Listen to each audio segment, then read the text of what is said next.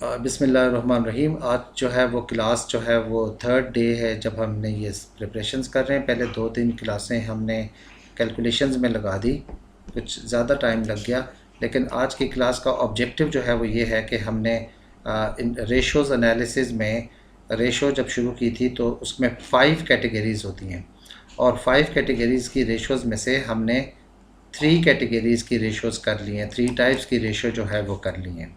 यानी आज की डेट में हमने जो रेशोज़ करनी है उनमें एक है गियरिंग रेशो और दूसरा करना है इन्वेस्टर्स रेशो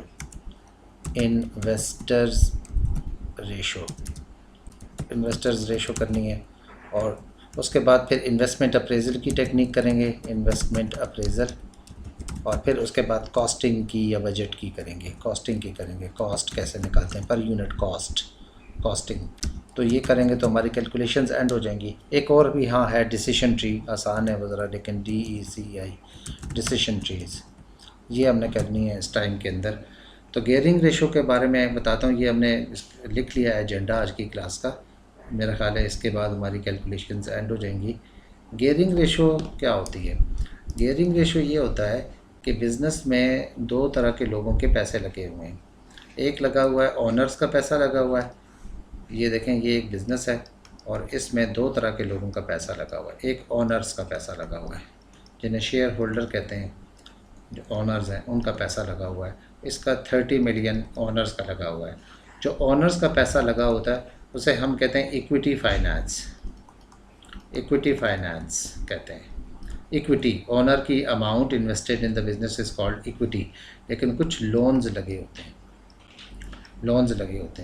जो लोन्स लगे होते हैं उसे हम कहते हैं डेट फाइनेंस। तो बिज़नेस में 2 तरह के पैसे लगा है, ये 10 मिलियन इनका डेट फाइनेंस जो है वो लगा हुआ है। तो टोटल जो 40 मिलियन लगा हुआ है that is known as capital employed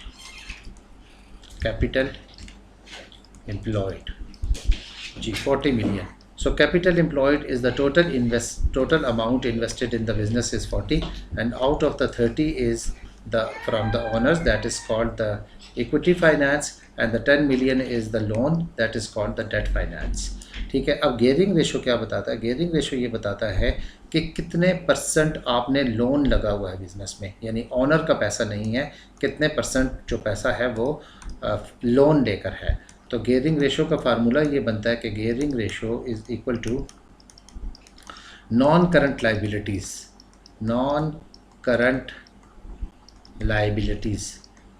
liabilities are actually the long term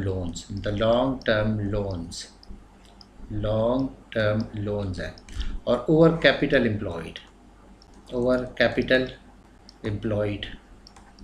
EMPLO employed multiply by 100। तो दैट इज़, लेट सपोज के 10 मिलियन, वो अभी जो ऊपर केस था उसमें 10 मिलियन मेरे लोन थे मेरे और 40 मिलियन टोटल कैपिटल एम्प्लॉयड था। तो इसका मतलब है कि 25% मेरी गियरिंग रेशो है। द गियरिंग रेशो टेल्स के 25% of the money that is invested in the business is from the loans and 75% is from the owner. So this situation is not bad कि कुछ ना कुछ लोन तो business लेता ही है expansion के लिए। But the higher gearing ratio is risky होता है। अगर ये 50% से ज़्यादा अगर बाहर दूसरे लोगों का यानी डेट फाइनेंस लगा हो तो बिज़नेस रिस्की इस सेंस में होता है कि अगर इंटरेस्ट रेट इंक्रीज़ हो जाए तो आपको फिर ज़्यादा जो है वो अमाउंट जो है वो सर्व हो जाती है अपने लोन के ऊपर इंटरेस्ट पे करने में, यानी जो आपने लोन लिए हुए हैं उनको सर्विस करने में, उनको उसके ऊपर इंटरेस्ट पे करने में ज़्यादा जो है वो आपके पैसे लग जाते हैं। तो उसकी वजह से आपके लिए प्रॉफिट नहीं रहता, और सम टाइम अगर प्रॉफिट बहुत कम हो जाए तो शायद वो इंटरेस्ट पेमेंट भी आप नहीं दे सकेंगे, तो रिस्क इन वो बढ़ जाएगा। सेकंड ये है कि अगर आपने बहुत ज़्यादा ऑलरेडी बिज़नेस बहुत हाईली गियर्ड है तो न्यू लोन्स नहीं मिलेंगे, बैंक आपको न्यू लोन्स नहीं देता। ठीक है। और थर्डली ये कि अगर आपका बिज़नेस हाईली गियर्ड है तो आपके जो ओनर हैं उनका फिर प्रॉफिट कम होगा, क्योंकि उन्होंने सारे पैसे जो कमाए हैं वो अपने लिए तो नहीं कमा रहे, वो तो फिर जिससे लोन लिया है उनके लिए हो जाएंगे, तो उनको करेंगे। सर कैपिटल एम्प्लॉयड में लोन्स आते हैं? कैपिटल एम्प्लॉयड में लोन्स आ रहे हैं, यही कह रहा हूँ कि ये जैसे कि मैंने ऊपर वाली एग्जांपल में बताया, जो मैंने ऊपर एग्जांपल थी इसमें मैंने कहा कि इस बिज़नेस में जो मैंने एग्जांपल ली 40 मिलियन कैपिटल एम्प्लॉयड है। तो जब हम इसमें कैपिटल एम्प्लॉयड लिखेंगे तो नॉन करंट लायबिलिटीज भी ऐड करेंगे? नॉन करंट लाइबिलिटीज़ ही वो लोन्स होते हैं ना। तो इसमें कैपिटल एम्प्लॉयड में दो चीज़ें हैं, एक हमारे पास है क्या, इक्विटी फाइनेंस जो शेयर का लगा हुआ है, और ये लोन्स का। इस लोन्स के लिए इसको लॉन्ग टर्म लोन्स भी कहते हैं और नॉन करंट लाइबिलिटीज़, दोनों एक ही चीज़ होती है। कि मैंने कहा कि नॉन करंट लाइबिलिटीज़ और लोन्स, लॉन्ग टर्म लोन्स और non current liability is equal, एक ही चीज़ होती है, दो डिफरेंट चीज़ें नहीं हैं ये थी हमारे पास गेयरिंग रेशो। बुक में चलते हैं, हम गेयरिंग रेशो को देखते हैं कि क्या है। कल जहाँ से हमने एंड किया शायद वहाँ से नहीं होगा। इसमें है फाइनेंशियल एनालिसिस और पब्लिश्ड अकाउंट, ये है एक हमारे पास टॉपिक, एनालिसिस और पब्लिश्ड अकाउंट का। और हमने बाकी सारी रेशोज़ तो कर ली, ये पीएसओ वाली एग्जांपल कल कर रहे थे हम लोग। उसके बाद फिर गेयरिंग रेशो आ जाता है, इन्वेंट्री टर्नओवर भी देख लिया था हम लोगों ने। आगे देखते हैं method of financial efficiency. Gearing ratio, gearing ratio जो है वो ये होता है, इसका फार्मूला ज़रा देख लें आप। गियरिंग रेशो का फार्मूला जो है वो ये है कि आप ऊपर नॉन करंट लाइबिलिटीज़ लिख रहे होते हैं। अलीशा, नॉन करंट लाइबिलिटीज़ का एक और नाम क्या है? Long term loans.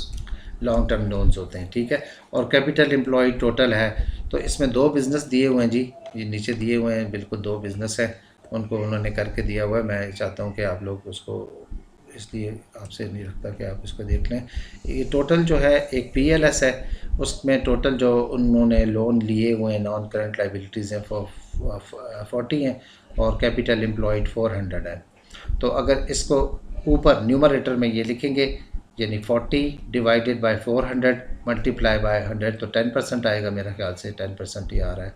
40 divided by 400 जो टोटल कैपिटल एम्प्लॉयड है मल्टीप्लाई बाय 100, तो दैट इज़ 10% आ रहा है।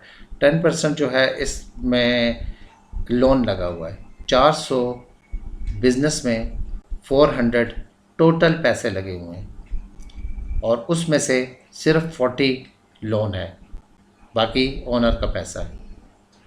इसमें 5000 टोटल पैसा लगा हुआ है, बड़ा बिज़नेस है, लेकिन उसमें 2000 जो है वो है किसका, हमारे पास लोन है।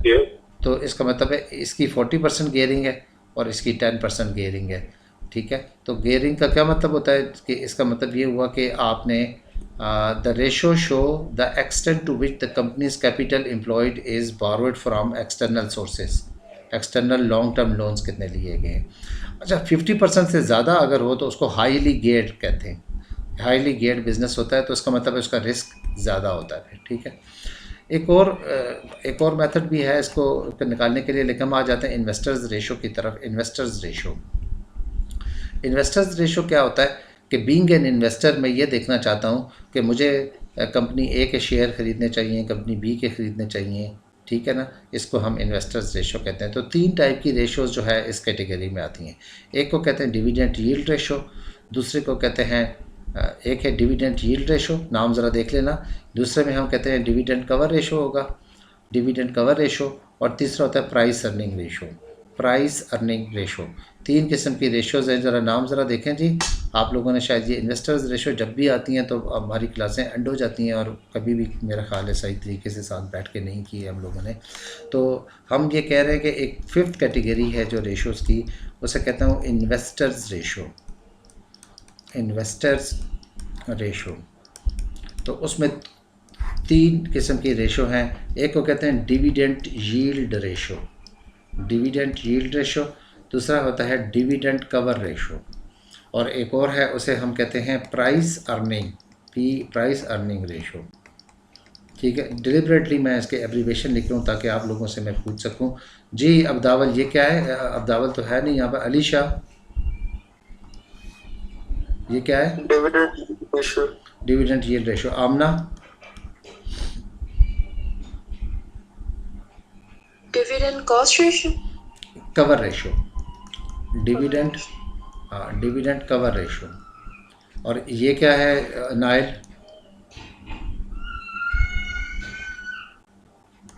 नाइल, सर ये लिखा क्या PLE? PNE, price price earning ratio. Price earning ratio. नाम ज़रा पता हो तो फिर ही उसमें अंदर उसको पहचानना आसान हो जाता है। देखें डिविडेंड, पहले हम सबसे पहले डिविडेंड यील्ड रेशो निकालते हैं। इसका फार्मूला क्या है? डिविडेंड यील्ड रेशो ये है कि मेरे पास डिविडेंड यील्ड रेशो फार्मूला इसका ये है जी, डिविडेंड यील्ड रेशो का फार्मूला ये है जी कि डिविडेंड पर शेयर और उसके बाद मार्केट में शेयर की आज प्राइस कितनी है मल्टीप्लाई बाय 100। देखें मैं जल्दी से अगर एक फिक्टिशियस किस्म की कोई एग्ज़ाम्पल ले लूँ, जो मेरी कल आप लोगों ने इनकम स्टेटमेंट सब लोगों ने बना कर भेजी, बहुत अच्छा किया कि मेरे सामने आपने बनाई। उसकी वजह ये थी कि उसका यूज़ बहुत ज़्यादा था। मैं जल्दी से अगर कोई फिक्टिशियस सी बना दूं तो सेल्स सबसे पहले जो है ना मेरी 50,000 थी, उसमें से फिर मैंने कॉस्ट ऑफ सेल्स निकाल ली थी, कॉस्ट ऑफ सेल्स निकाली, कोई 30,000 मैंने कल निकाली थी, तो मेरे पास रह गया था फिर 20,000। ग्रॉस प्रॉफिट रह गया था, ठीक है, ग्रॉस प्रॉफिट में से मैं फिर एक्सपेंसेस निकालता हूँ। एक्सपेंसेस या उसको एक और लफ्ज़ भी कहते हैं ओवरहेड्स कहते हैं। ओवरहेड्स निकाल दिया मैंने 5,000 के, वो भी निकाले। कि माइनस का साइन डाल रहा हूँ, देखें ज़रा यहाँ पर मैंने माइनस, दिस मीन्स के इसको मैं सबट्रैक्ट कर रहा हूँ इन चीज़ों को, ठीक है। तो ये मैं जो निकाल रहा हूँ तो वो रह गया मेरे पास, जो बाकी 15,000 रह गए इसको ऑपरेटिंग प्रॉफिट कहते हैं। ऑपरेटिंग प्रॉफिट में से पहले इंटरेस्ट माइनस करता हूँ। देखें ये इंटरेस्ट अगर बिज़नेस हाईली गेयर्ड होगा तो ये इंटरेस्ट बहुत ज़्यादा होगा, क्योंकि लोन ज़्यादा लिए होंगे ना, तो उस पर इंटरेस्ट ज़्यादा होगा। जब इंटरेस्ट ज़्यादा हो, लेट्स सपोज़ कि 20,000 इंटरेस्ट मैंने पे करना है, तो फिर तो गया माइनस में, प्रॉफिट तो कुछ बचा ही नहीं होगा, क्योंकि लोन जो ज़्यादा लिए हैं उसके ऊपर इंटरेस्ट पे करने, और स्पेशली अगर इंटरेस्ट रेट उस मुल्क में ज़्यादा हो जाए फिर तो मैं अपने नट लॉस में चला जाऊंगा उसी वक्त ही। तो रिस्क ज़्यादा हो जाएगा जब आप ज़्यादा लोन लेकर काम करेंगे। तो इसलिए मैं इंटरेस्ट, लेट सपोज़ यहाँ पर तो मैं 3,000 इंटरेस्ट माइनस कर रहा हूँ, मैं कहता हूँ कि हमने कम लोन लिए हुए हैं, बाकी जो 12,000 रह गया तो इसे कहेंगे हम लोग प्रॉफिट बिफोर टैक्स, इसे कहते हैं प्रॉफिट बिफोर टैक्स है।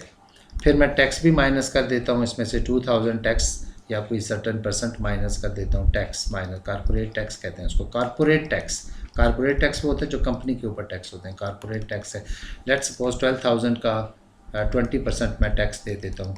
20% ऑफ द 12,000 बन जाएगा 2,400 रुपये मैंने टैक्स दे दिया, 12 दूनी 24, हाँ ये दे दिया। जो पीछे अमाउंट रह जाएगी मेरे पास 9,600, ये इसे कहता हूँ मैं profit for the year, profit for the year. इस प्रॉफिट, यहाँ तक मैंने समझाने का पर्पज़ यही था कि ऊपर से बार बार रिपीट ये कर रहा था कि यहाँ तक आ गया, यहाँ आगे डिविडेंड आता है। देखें डिविडेंड आता है। अब डिविडेंड ये है कि 9,600 रुपये हम लोगों ने इतने अर्न किए हैं, इसका कुछ पार्ट हम डिवाइड कर देते हैं। बेसिकली बिज़नेस में दो बहुत इम्पॉर्टेंट टर्म्स यहाँ पे काम आएंगी आपके। एक को कहता हूँ अर्निंग्स, एक लफ्ज़ समझा रहा हूँ मैं, अर्निंग पर शेयर, मैं अपनी स्पीड भी स्लो कर रहा हूँ, अर्निंग पर शेयर, और एक होता है dividend per share, dividend per share.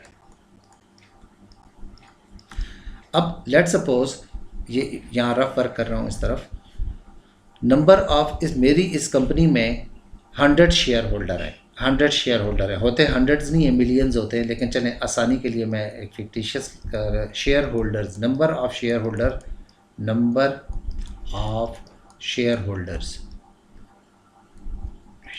100 है।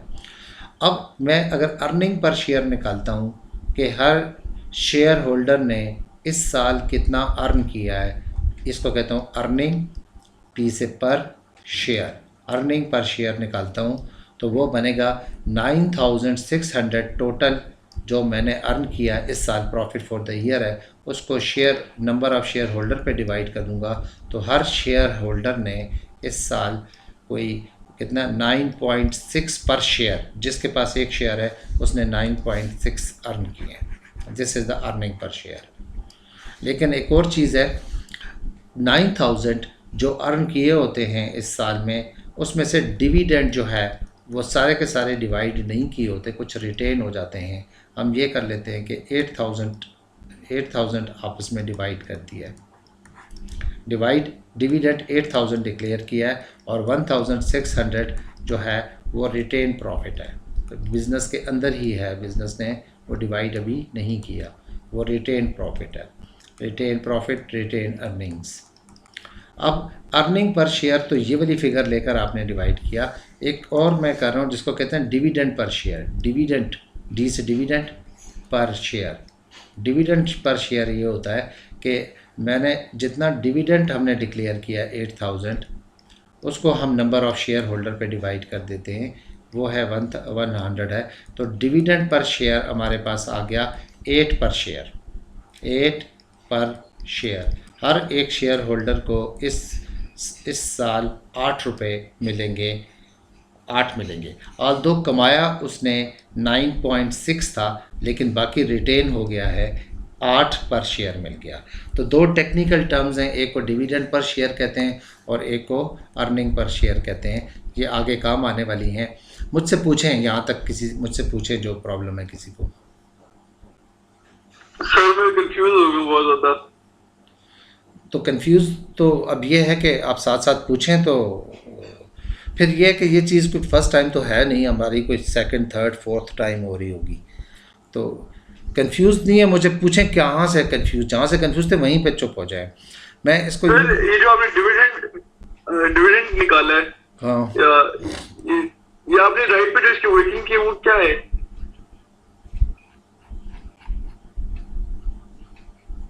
अच्छा मैं इस तरह करता हूँ ना, और किसी को कोई प्रॉब्लम, और किसी को, नाइल आपको?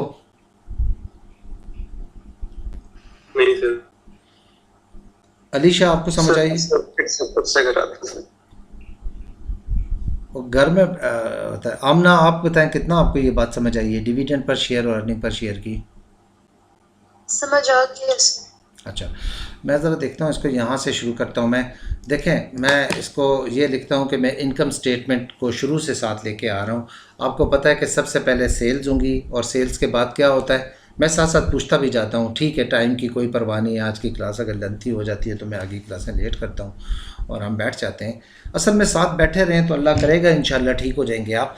ये ज़रा स्पीड तो बहुत इसको हो गई है, मैं इसको थोड़ा सा तेज़ करता हूँ। मुझे बताएं यहाँ से आगे जिससे पूछूं, बिलाल क्या ये क्या लिखा हुआ है? कॉस्ट ऑफ सेल्स निकालेंगे तो क्या आता है? ग्रॉस प्रॉफिट आता है इसके बाद। ठीक है, ग्रॉस प्रॉफिट 20,000 आ गया। नाइल आगे क्या आएगा ग्रॉस प्रॉफिट के बाद? Sir overheads. ओवरहेड्स का या एक्सपेंसेस आप माइनस करते हैं तो क्या आता है? Operating profit. ऑपरेटिंग प्रॉफिट आ गया। ऑपरेटिंग प्रॉफिट में से क्या माइनस करते हैं अलीशा? टैक्स।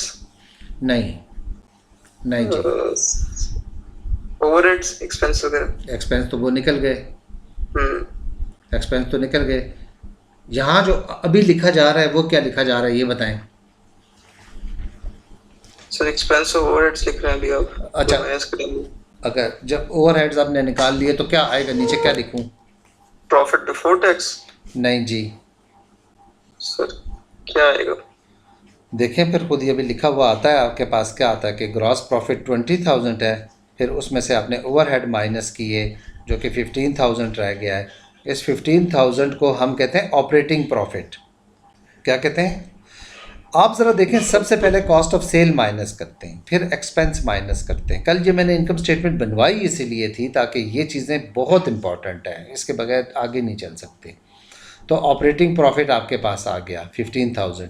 इसमें से पहले इंटरेस्ट माइनस करते हैं आप, पहले आप इसमें से क्या करते हैं, इंटरेस्ट माइनस करते हैं। जैसे 3,000 इंटरेस्ट के बाद फिर आप क्या करते हैं, प्रॉफिट टैक्स निकालते हैं। टैक्स के बाद यहाँ से बात, मैं ज़रा स्टॉप कर रहा हूँ, यहाँ से मेरा ख्याल से आप लोगों का इशू शुरू हुआ है जी, ठीक है ना? उसका इशू जो शुरू हुआ है वो ये है, प्रॉफिट बिफोर टैक्स कितना है आमना? प्रॉफिट बिफोर टैक्स कितना है?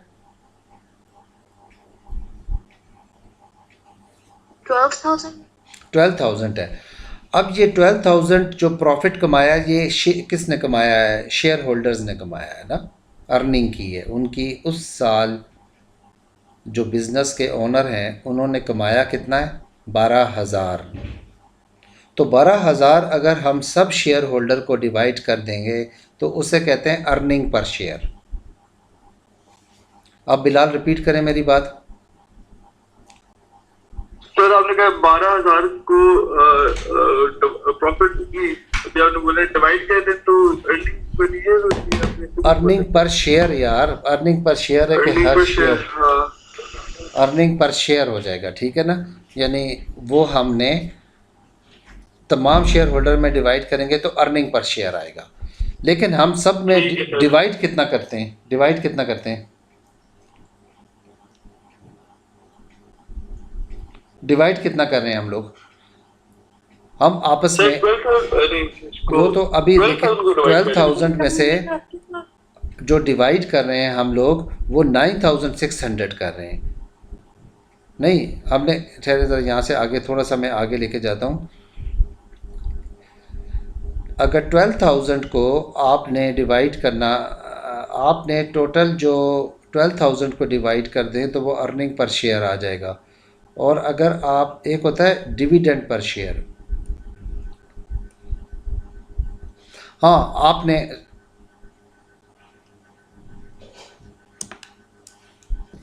एक मिनट ज़रा बिस्मिल्लाह करता हूँ मैं। ये 12,000 से आगे गड़बड़ हुई है थोड़ी सी। 12,000 आप लोगों ने प्रॉफिट बिफोर टैक्स है, फिर आपने कॉरपोरेट प्रॉफिट 2,400 माइनस किया है तो 9,600 आपने इस साल प्रॉफिट फॉर द ईयर कमाया। मैं ज़रा और बड़ा करके लिखता हूँ, profit for the year, profit for the year इस साल आपने 12,000 प्रॉफिट अर्न किया। उसमें से आपने डिविडेंड माइनस करने थे। डिविडेंड कितने डिविडेंड आपने डिवाइड किए हैं जी? बिलाल कितने थे? हमने कोई याद है फिगर आपको? 9,600 जी, ये आपने किया तो इसका मतलब ये हुआ कि 12,000 में से आपने प्रॉफिट फॉर द ईयर कितना कमाया हम लोगों ने? प्रॉफिट फॉर द ईयर हमने 9,600 प्रॉफिट कमाया था। सॉरी, मैंने गलती की, इसीलिए पीछे वाले से और इसमें गलत हो गया। 9,600 प्रॉफिट फॉर द ईयर हमने कमाया, उसमें से 8,000 हमने डिविडेंड डिक्लेयर कर दिए, तो बाकी 1,600 रिटेन प्रॉफिट हो गया। Retained profit. अच्छा जी, यहाँ से अली शाह, यहाँ से आप सब यहाँ तक ठीक है? आप सही है, मतलब ठीक हो रहा है? जी। अब दो लफ्ज़ मैंने कैलकुलेट, दो टर्म्स दो कैलकुलेट करनी है। एक को कहते हैं डिविडेंड पर शेयर और एक है अर्निंग पर शेयर।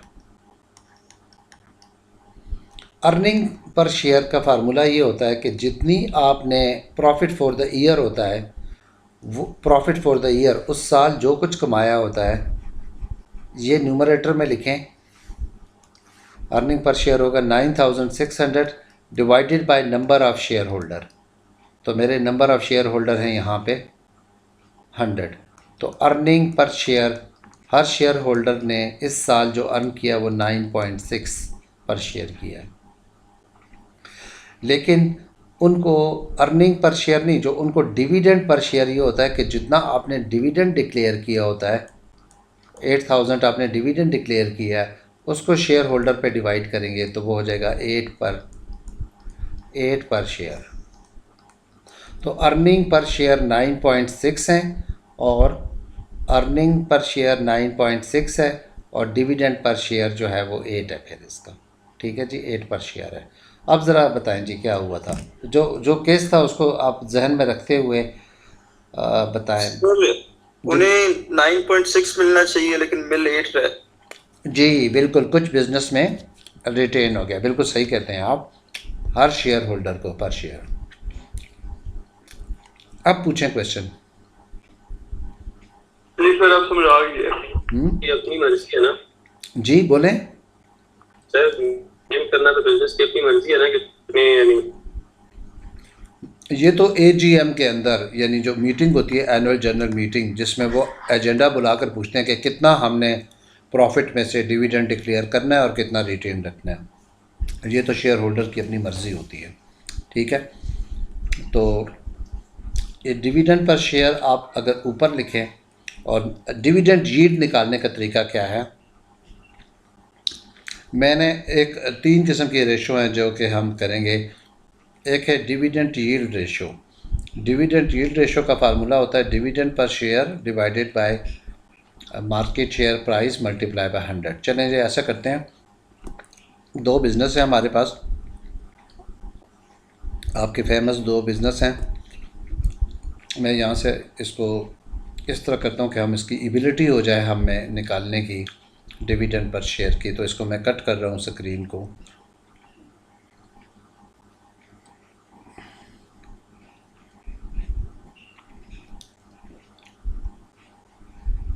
ये ले लेते हैं जी, ये लें जी। अब आप ये देखें कि मैंने एक PLS है, उसका डिविडेंड पर शेयर निकालना है। डिविडेंड यील्ड रेशो फार्मूला बताएं यार इसका मुझे।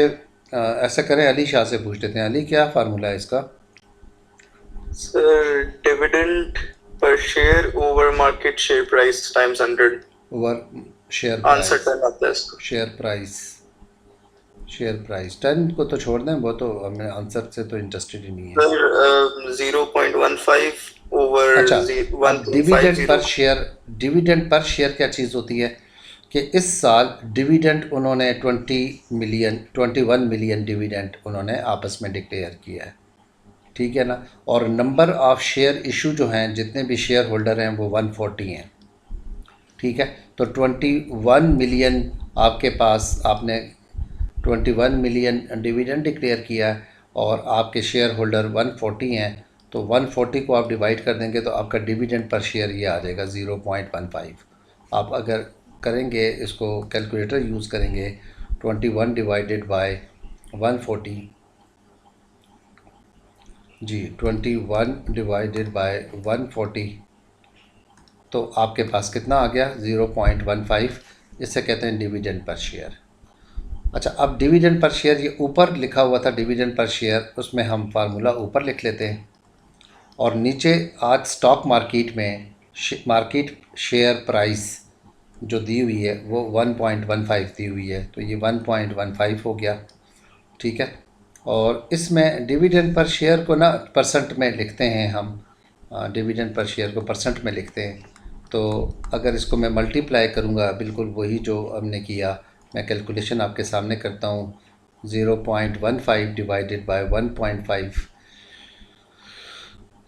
0.15 ये डिविडेंड पर शेयर था, डिवाइडेड बाय जो स्टॉक मार्केट में प्राइस थी वो थी 1.5, और मल्टीप्लाई बाय 100 कर लूँ इसको, तो मेरे पास आ जाएगा 10%। इसका मतलब PLS का डिविडेंड पर शेयर 10% है। अब आप लोग ऐसे करें, बाकी कैलकुलेट करके बताएं, BSK का सारे करें, कैलकुलेटर अपने पास रखा करें, बताएं जी।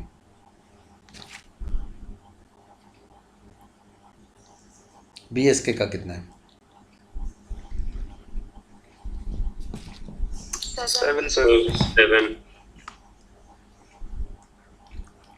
7%। अब मुझे बीइंग एन इन्वेस्टर किस कंपनी में इन्वेस्ट करना चाहिए? PLS।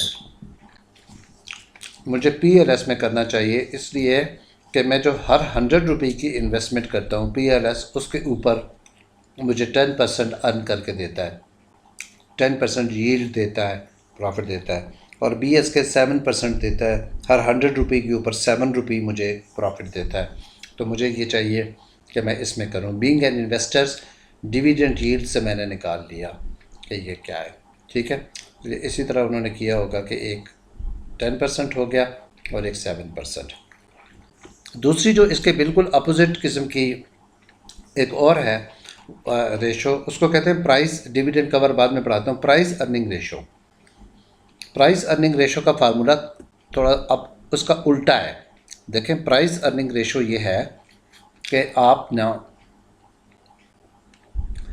Market share price dividend yield ratio में नीचे थी, डिनोमिनेटर में थी, यहाँ न्यूमरेटर में है मार्केट शेयर प्राइस, और यहाँ पे अर्निंग पर शेयर है, डिविडेंड पर शेयर नहीं, अर्निंग पर शेयर का लफ्ज़ है, जो मैंने पहले डिफ्रेंशिएट करवाया कि earning per share profit for the year होता है, प्रॉफिट फॉर द ईयर उस साल का। तो इसमें मल्टीप्लाई 100 से भी नहीं करते और कुछ भी नहीं करते हम। ये इस तरह से दो कंपनियां हैं, ज़रा इनका डेटा आपके पास है, तो हम प्राइस अर्निंग रेशो निकाल लेते हैं इसकी। निकालते हैं इसको और इसकी कंसेप्ट को समझते हैं कि वो क्या है। प्राइस अर्निंग रेशो क्या बताता क्या है, व्हाट इट मीन, जो वैल्यू है। तो ये है हमारे पास दो बिज़नेस, एक PLS है, उसकी करंट शेयर प्राइस दी हुई है और यहाँ पर उसकी वो भी निकली हुई है जी। ये है करंट शेयर प्राइस, मैं इसको लिखता हूँ न्यूमरेटर में, PLS की न्यूमरेटर में लिखता हूँ, ये ले लीजिए न्यूमरेटर में 1.50। ये है करंट शेयर प्राइस, ऊपर आती है, और अर्निंग पर शेयर 0.21 है। मैं इसे निकालता हूँ। Sir current share price market share price करते हैं?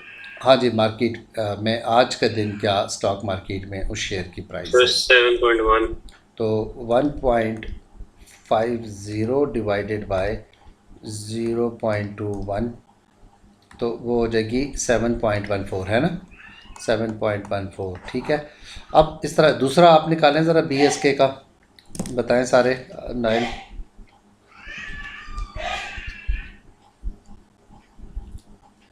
सर 5 आ रहा है, 5 आ रहा है जी। अब मुझे बताएं किस कंपनी में किसको इन्वेस्ट करना चाहिए। इसमें अली शाह आप बताएं कौन सी कंपनी बेहतर है, बीइंग एन इन्वेस्टर। ये रेशो मेरे पास आ गई हैं, एक PLS और एक BSK, किसको मुझे इन्वेस्ट करना चाहिए? सर PLS को। ये क्या बताता है? 7 बट सर आपको अर्निंग ज़्यादा मिल रही है आपके इन्वेस्टमेंट पे, क्योंकि आपको अर्निंग ज़्यादा मिल रही है आपके इन्वेस्टमेंट पे।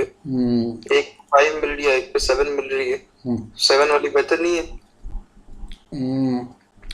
नहीं है बेहतर।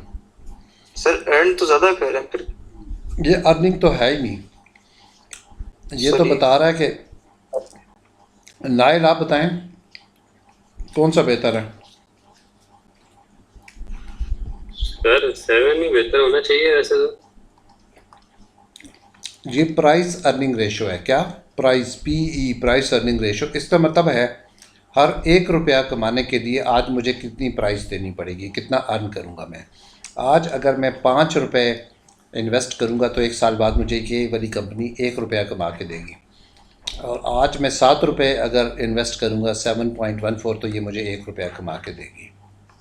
इसका मतलब है कि प्राइस, मुझे कितनी प्राइस पे करने पड़ेगी टू अर्न 1 रुपी। अगर 1 करोड़ मैं कमाना चाहता हूँ कि यार मुझे 1 साल बाद 1 करोड़ रुपया मुझे ये बिज़नेस में कमा के दे, तो ये वाला बिज़नेस जो है उसके लिए मुझे 7 करोड़ इन्वेस्ट करने पड़ेंगे, और इस बिज़नेस में मुझे 5 करोड़ इन्वेस्ट करने पड़ेंगे 1 करोड़ अर्न करने के लिए।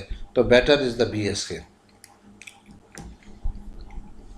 ये प्राइस अर्निंग रेशो है कि मुझे कितनी प्राइस पे करने पड़ेगी, कितनी कॉस्ट देने की टू अर्न $1, ठीक है। ये कंसेप्ट है इसका।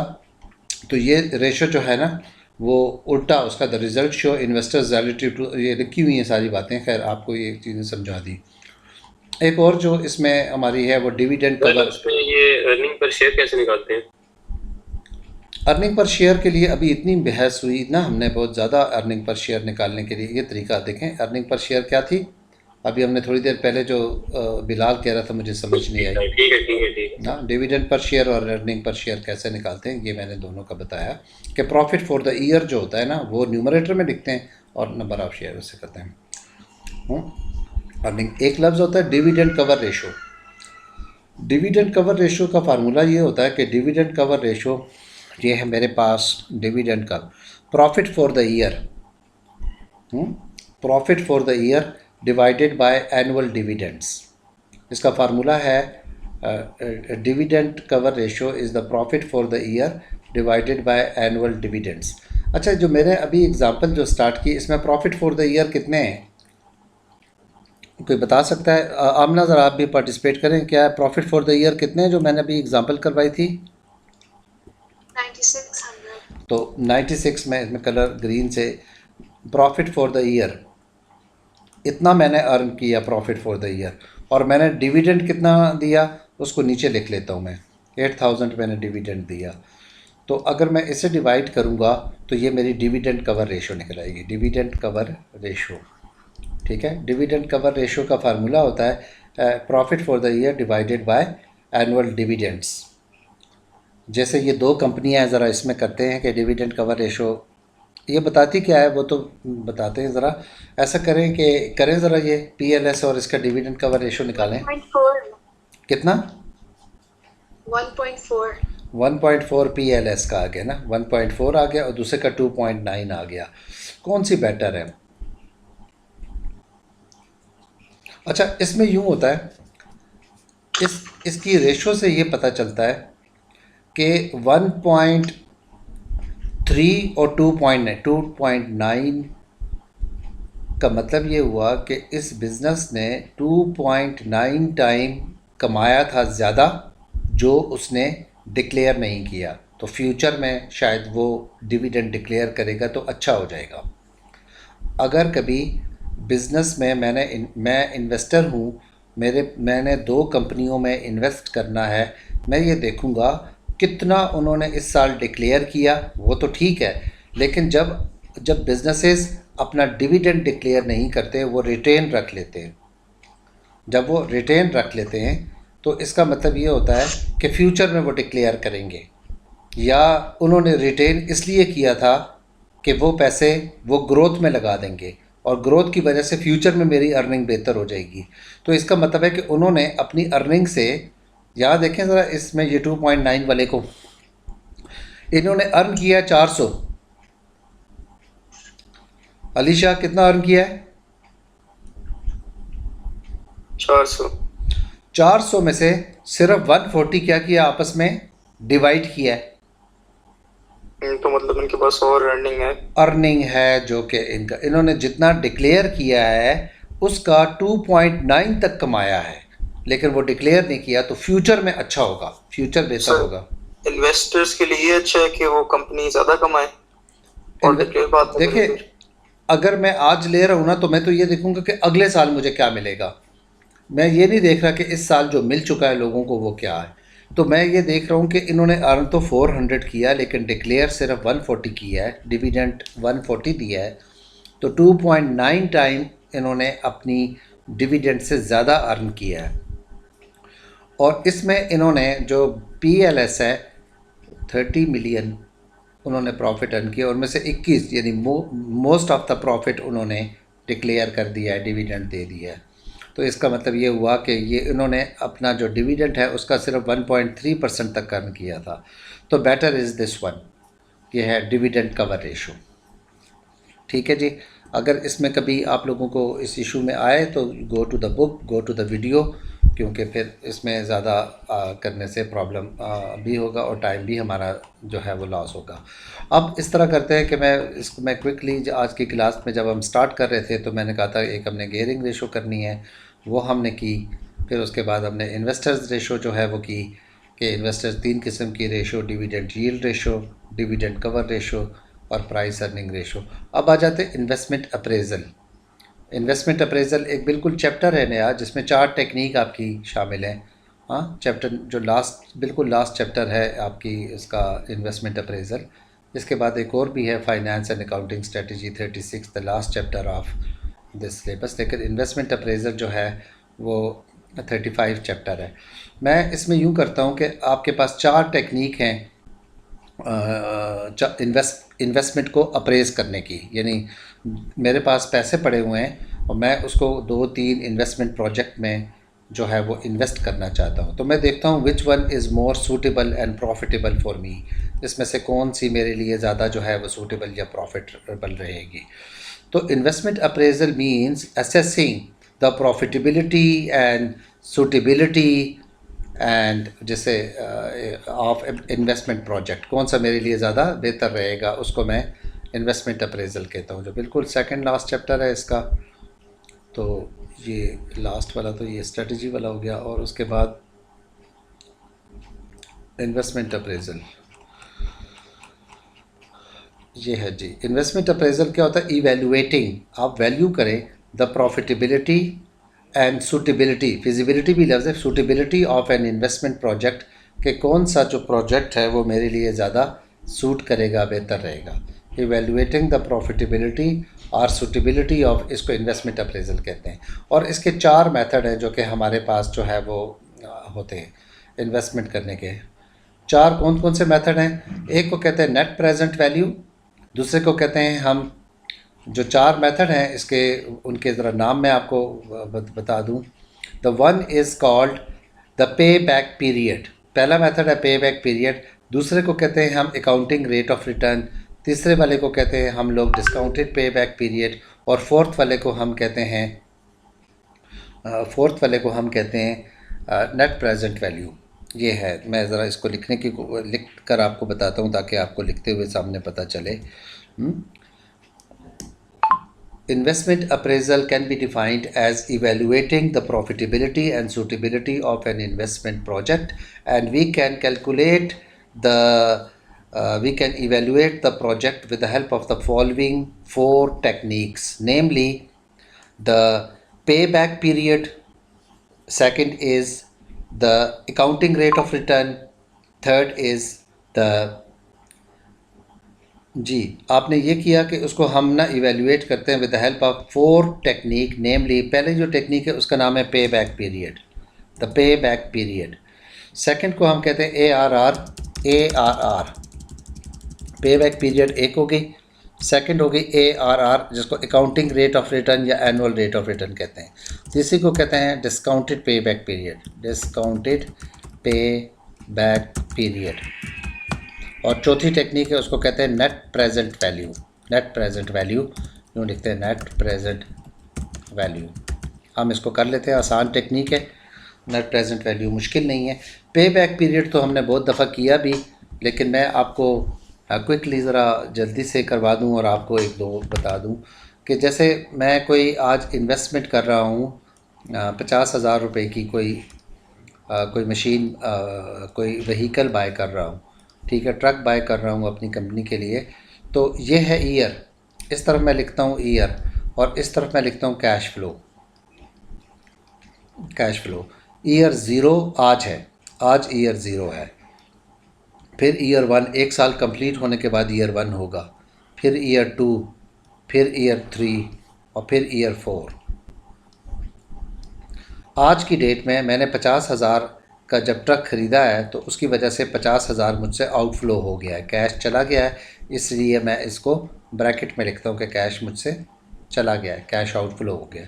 लेकिन 1 साल के बाद उस ट्रक ने मुझे क्या किया, वो कोई 20,000 जो है वो अर्न करके दिए।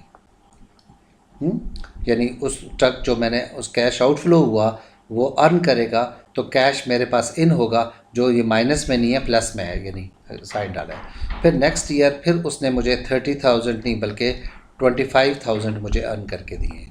उसने अगले साल फिर मुझे 25,000 अर्न करके दिए हैं। और 4th ईयर में मैंने उस ट्रक को, अब उसकी एबिलिटी कम हो गई है, उसने बहुत कम जो है वो सेल किए, बहुत कम अब अर्न करके दे रहा है। अब वो सिर्फ 10,000 उसने मुझे अर्न करके दिए हैं। लेकिन साथ ही एक और चीज़ भी ये की कि मैंने उस ट्रक को अब वापस बेच भी दिया है, यानी उसकी हालत ख़राब हो गई थी, लिया तो 50 में था, लेकिन अब मैंने उसको रिजिजुअल वैल्यू, स्क्रैप में बेचा या कम कीमत पे बेचा, उसको कहते हैं रिजिजुअल वैल्यू, उसको वापस भी किया तो 20,000 उसकी वजह से भी मुझे आए। 4th ईयर में मेरे पास 2 किस्म की अमाउंट आई हैं, एक तो उसने थके हुए बूढ़े ट्रक ने भी 10,000 कमा के दिए, और सेकंड उसको मैंने बेच भी लिया 20,000 में। तो जो 4th ईयर है उसमें मेरे पास 30,000 आए। यहाँ तक पूछें, कोई पूछना है तो।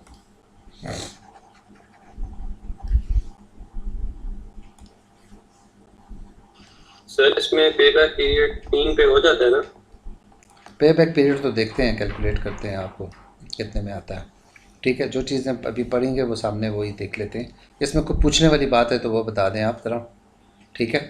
तो इसमें सबसे पहले हमने यूँ करना है कि ये आपको केस समझ आ गया, this is the part of the question. ये क्वेश्चन के अंदर गिवन होता है कि आप आज 50,000 जो है वो आउट कर रहे हैं, उसकी वजह से इनफ्लो हो रहा है। ठीक है। अब हम क्या करते हैं, एक क्यूमुलेटिव कैश फ्लो बनाते हैं कि हमें पे बैक पीरियड का मतलब ये होता है, पे बैक पीरियड जो टेक्निक हम कर रहे हैं उसका नाम है पे बैक पीरियड। पे बैक पीरियड मीन्स कि कितने अरसे बाद हमें अपनी ओरिजिनल इन्वेस्टमेंट जो 50,000 है वो कितने सालों बाद, कितने महीनों बाद वापस हो जाती है। क्योंकि जितने ज़्यादा जल्दी हमें अपनी ओरिजिनल इन्वेस्टमेंट वापस हो जाएगी उतने ही जल्दी हम प्रॉफिट स्टार्ट हो जाएगा और रिस्क कम हो जाएगा कि ओरिजिनल पैसे तो वापस आ जाएंगे, फिर प्रॉफिट होगा उसके बाद। तो जितने जल्दी आ जाए उतना बेहतर है। यहाँ पर हम टाइम कैलकुलेट कर रहे हैं ताकि हम उसको कंपेयर कर सकें अदर प्रोजेक्ट के साथ कि वहाँ पर क्या रहेगा। तो यहाँ पे हम यूँ करते हैं कि कैश फ्लो में देख लेते हैं कि ये 50,000 जो है ना वो हमारे पास है क्या, क्यूमुलेटिव कैश फ्लो। यहाँ पर क्यूमुलेटिव कैश फ्लो, ये मैं एक दोबारा से बता रहा हूँ कि आप बेशक ये कैलकुलेशन लिखने की और फॉर्मेट बनाने की कोई ज़रूरत नहीं है, वहाँ पर कोई इसकी वैल्यू नहीं है। सिर्फ आपको करने के लिए मैं कहता हूँ क्यूमुलेटिव कैश फ्लो। वहाँ कोई ये आपका जवाब सीधा लिखा हो तो बस उसके नंबर मिल जाएंगे आपको, लेकिन आपने कैलकुलेटर से ही भी करना हो तो ये है 50,000 माइनस में फिर आपको 20,000 मिल गए पैसे। जी अली शाह, 20,000 मिल गए तो कितने रह गए? 30 सर। 30,000 प्लस में लिखूँ माइनस में? 30,000 माइनस। माइनस का क्या मतलब होता है, हम ब्रैकेट में लिखते हैं। फिर हमें 25,000, एक तो जगह रोज़ाना ये चेंज करवा देते हैं मेरे।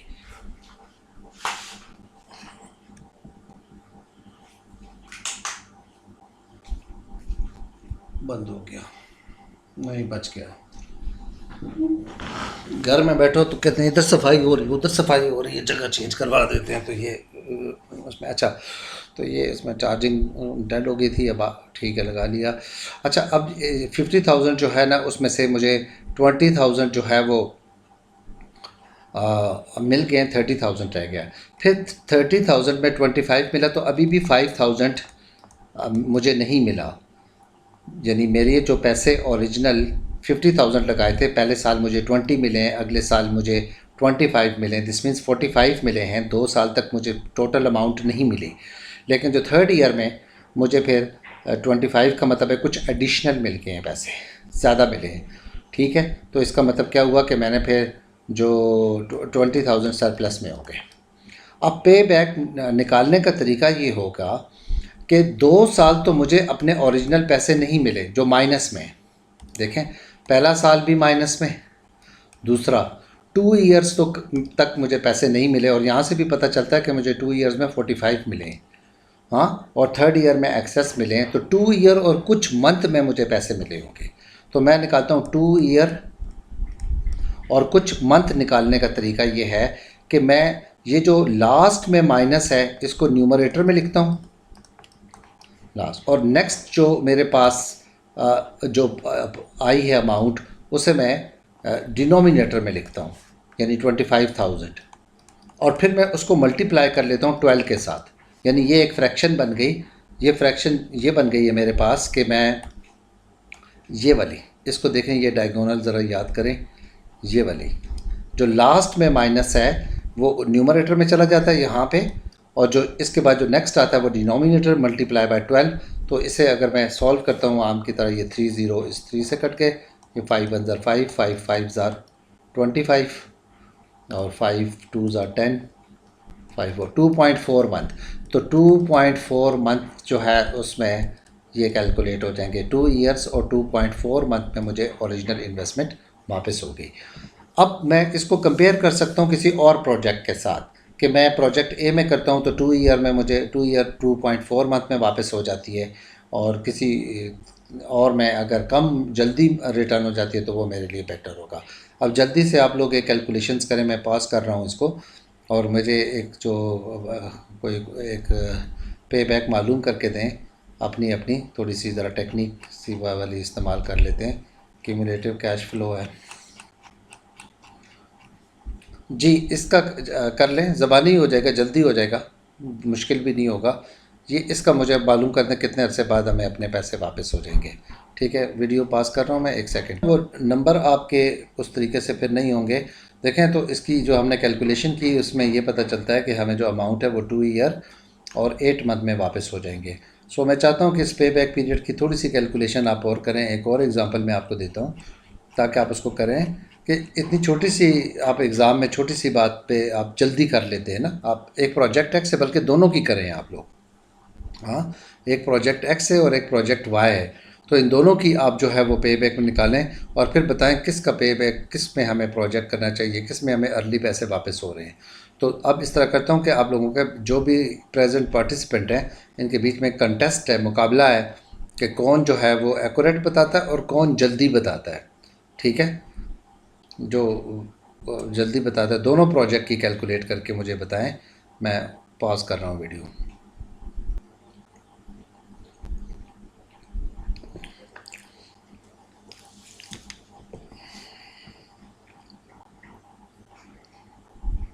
सर जब रेसिडुअल वैल्यू ना दी हो तो फिर हमें क्या अज्यूम करना चाहिए?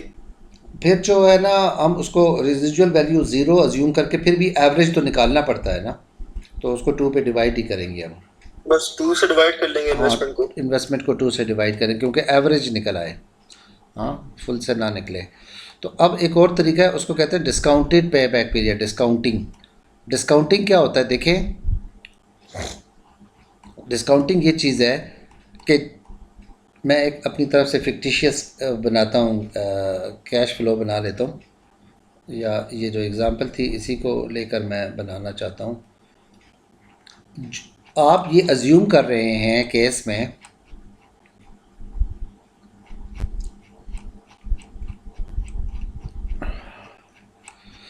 चलिए ये ले लेते हैं, ये एक बिज़नेस है। मुझे थोड़ा सा नाइल डिस्क्राइब करें ये क्या बिज़नेस है, क्या हो रहा है इसमें।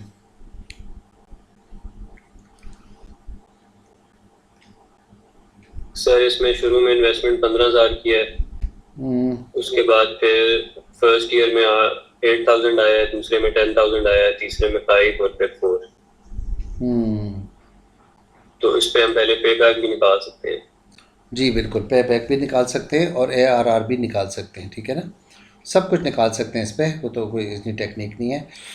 अच्छा, अब बात यह है कि ये कह रहा है कि 15,000 रुपये से मैंने कोई कैश आउटफ्लो हुआ है, कैश आउटफ्लो हुआ है जी, माइनस में लिखा है, लेकिन उस इन्वेस्टमेंट की वजह से पहले साल मुझे 8,000 आएंगे, सेकंड ईयर मुझे 10,000 आएंगे, फिर 5,000 और फिर 5।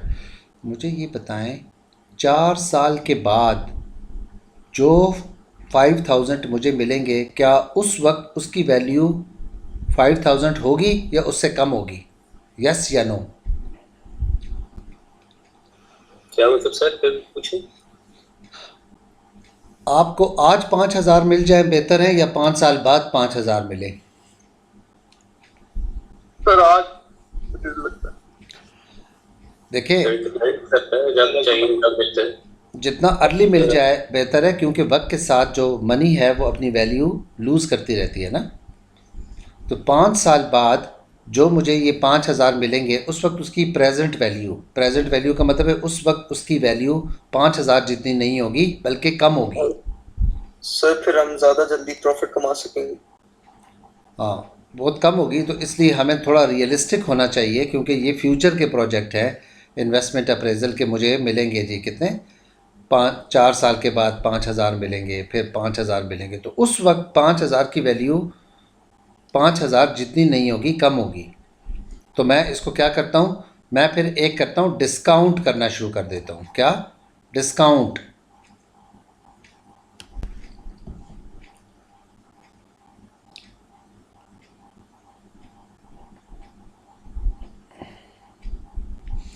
डिस्काउंट करने का मतलब ये होता है कि मैं, ये है मेरे पास एक कॉलम बना रहा हूँ, उसको कहते हैं डिस्काउंट फैक्टर।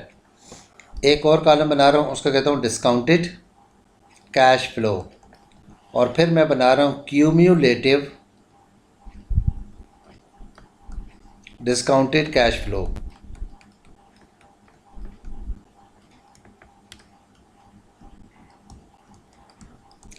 दो कॉलम एडिशन कर रहा हूँ। अगर तो इकोनॉमी में वैल्यू 10% से 10% के डिस्काउंट फैक्टर हैं जो कि गिवन होते हैं, वो मैं यूज़ करूँ। 10% के डिस्काउंट फैक्टर ज़रा मैं यूज़ करता हूँ, आपकी बुक में दिए हुए हैं। आप 10% के डिस्काउंट फैक्टर यूज़ करेंगे और आप उसकी वैल्यू को कम करेंगे। एक चार्ट दिया हुआ है आपके यहाँ, ये दिया हुआ है जी, पूरा टेबल दिया हुआ है डिस्काउंट फैक्टर का। आप इस टेबल को ज़रा देखेंगे, उसमें ये कह रहे हैं कि अगर तो इकॉनमी में जो पैसों की वैल्यू है वो कम हो रही हो 5% से, तो ये वाले डिस्काउंट फैक्टर आपने यूज़ करने हैं, और अगर 8% से हो तो ये वाले करने हैं। अब ये करेगा क्यों नहीं कॉपी कर रहा, शायद मैंने किया ही नहीं।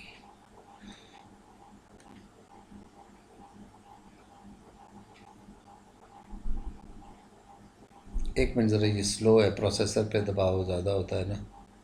प्रोसेसर भी तो 11% पे चल रहा है।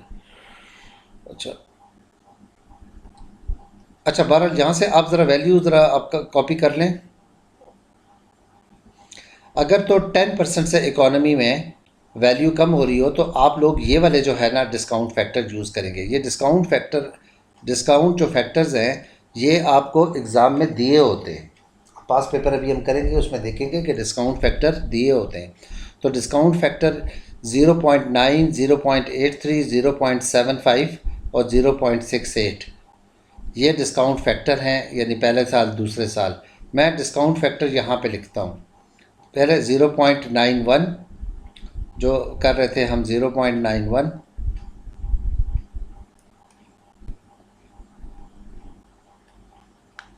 यहाँ क्या लिखूँ डिस्काउंट फैक्टर में, 0.91,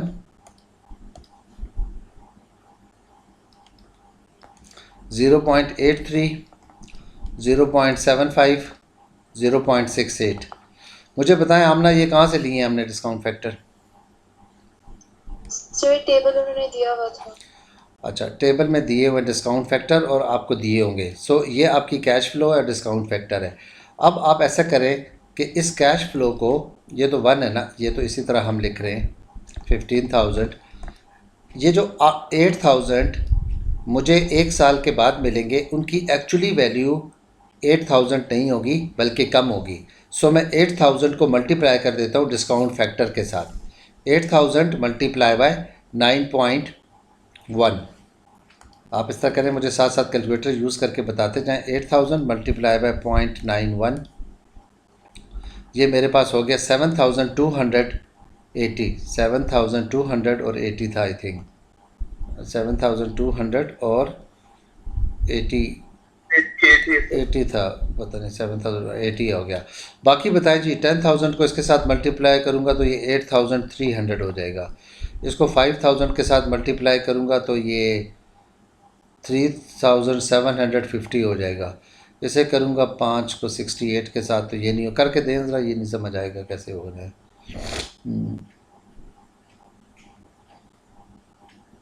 करें ज़रा 5,000 को कितना कितना 3,400। तो नाइल ये देखें कि जो 10,000 मुझे 2 साल बाद मिलेंगे उनकी वैल्यू ना 8,000 नहीं होगी, बल्कि उनकी वैल्यू 10,000 की वैल्यू 8,300 जितनी होगी, क्योंकि वक्त के साथ मनी जो है वो अपनी वैल्यू लूज़ करती रहती है। तो बहुत एक्यूरेट होने के लिए ज़रूरी है कि हम इसकी वैल्यू को कम करें कि फ्यूचर में, क्योंकि ये प्रोजेक्ट 2-2, 3-3 साल के होते भी नहीं, कुछ प्रोडक्ट 25-25 साल के होते हैं। 25 साल में तो वैल्यू जो मिलेगी वो बहुत कम होगी, तो उसको रियलिस्टिक बनाने के लिए उसको डिस्काउंट करते हैं। अब आगे वही मेथड है इसका, बिल्कुल वही वाला कि मुझे 50,000 जो है मेरे पास है, मेरी इन्वेस्टमेंट की हुई है, उसमें से 7,200 मुझे मिल गए। बाकी कितने रह गए? बिलाल ज़रा कैलकुलेटर उठाओ। 7,280 मिल गए तो कितने रह गए? Sir 2 minute 1 second. सर क्या करना है? 15,000 से 7,280 माइनस, हाँ माइनस किए तो क्या हो गया? सर 7,720। इसका मतलब ये हुआ कि मुझे ये मिल जाएंगे फ्यूचर में, तो फिर ये रहे, इसमें से 8 मिल गए तो फिर क्या रहेगा?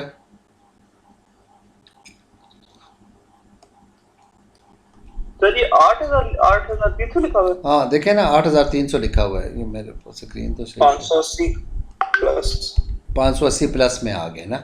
तो इसका मतलब है 1 साल और कुछ महीने में मुझे अपने पैसे मिल गए हैं, 1 साल और कुछ महीने में, तो 1 ईयर और कुछ मंथ में मुझे जो है वो मिल गए हैं पैसे। सही है ना जी? तो 1 ईयर कुछ मंथ का मतलब ये हुआ कि मंथ निकालने का तरीका वही डायगोनल देख लें, ये वाली माइनस में थी और ये वाला प्लस था। करें ज़रा कैलकुलेट करें, सारे लोग बताएं कितने मंथ में मिलेंगे। 11.1 11.1 1 ईयर 11.1 मंथ में मुझे ये पैसे मिले हैं। तो ये तीसरा मेथड हो गया जिसको कहते हैं डिस्काउंटेड पे बैक पीरियड। क्या कहते हैं? Discounted pay back period. 3 method हमने कर लिए। चौथा मेथड 1 मिनट का है जिसको नेट प्रेजेंट वैल्यू कहते हैं, बल्कि 1 सेकंड का है। सही है जी, 1 सेकंड का है। अच्छा जी, आप लोगों ने मैं अगला जो मेथड करवा रहा हूँ वो है net present value. Net present value ये होता है कि ये आपकी ओरिजिनल कैश है, आपने ये डिस्काउंट फैक्टर हैं, जब आपने इनको मल्टीप्लाई किया तो ये डिस्काउंटेड कैश फ्लो आ जाती है सारी की सारी। हाँ, आपने डिस्काउंटेड कैश फ्लो की सारी वैल्यू को ऐड करें, क्या बनती है? जल्दी से ऐड करें ज़रा, मुझे करके दें सब लोग कैलकुलेटर। आमना आप भी ज़रा कैलकुलेटर उठाएं।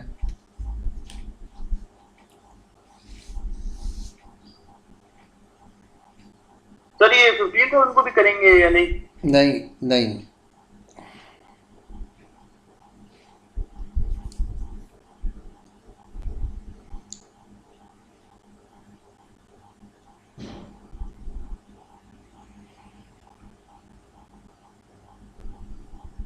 सर 22,730 कितना?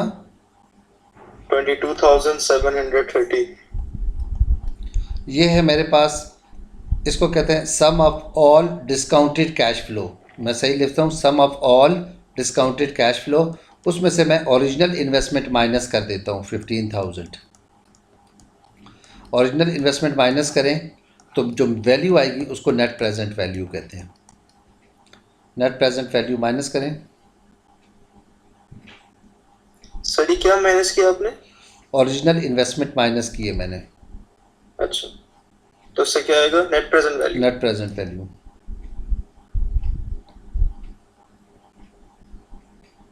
सर नेट प्रेजेंट वैल्यू होता क्या? नेट प्रेजेंट वैल्यू ये है कि ये प्रोजेक्ट उस वक्त हमें कितना अर्न करके देगा, उस वक्त की प्रेजेंट वैल्यू में, फ्यूचर में 4 साल बाद ये अगर डिस्काउंट करने के बाद हमें कितने पैसे अर्न, देखें टोटल उसने कमाए कितने, 22,000 वो अर्न करके दे रहा है हमें डिस्काउंट करने के बाद, और ओरिजिनल इन्वेस्टमेंट हम 15,000 लगा रहे हैं, तो एक्चुअली वो कितना हमारी इन्वेस्टमेंट से ज़्यादा अर्न करके दे रहे हैं। सर ये है 7,730 है।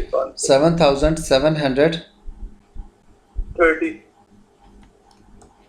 ठीक है जी, हाँ जी, तो ये है हमारी नेट प्रेजेंट वैल्यू। ठीक है, नेट प्रेजेंट वैल्यू जो है वो ये कह रहे हैं कि अगर मैं इसका कंसेप्ट समझाने के लिए एक फिक्टिशियस एग्जांपल ज़रा देता हूँ। फिक्टिशियस है, रियल नहीं है, लेकिन समझने के लिए बता रहा हूँ कि आप अब इसमें अंदर होना चाह रहे हैं कि मेरे पास एक भी रुपया नहीं है। आमना आप साथ हैं हमारे? यस। अच्छा, अब ना ये बात समझ आई है नेट प्रेजेंट वैल्यू या नहीं आई?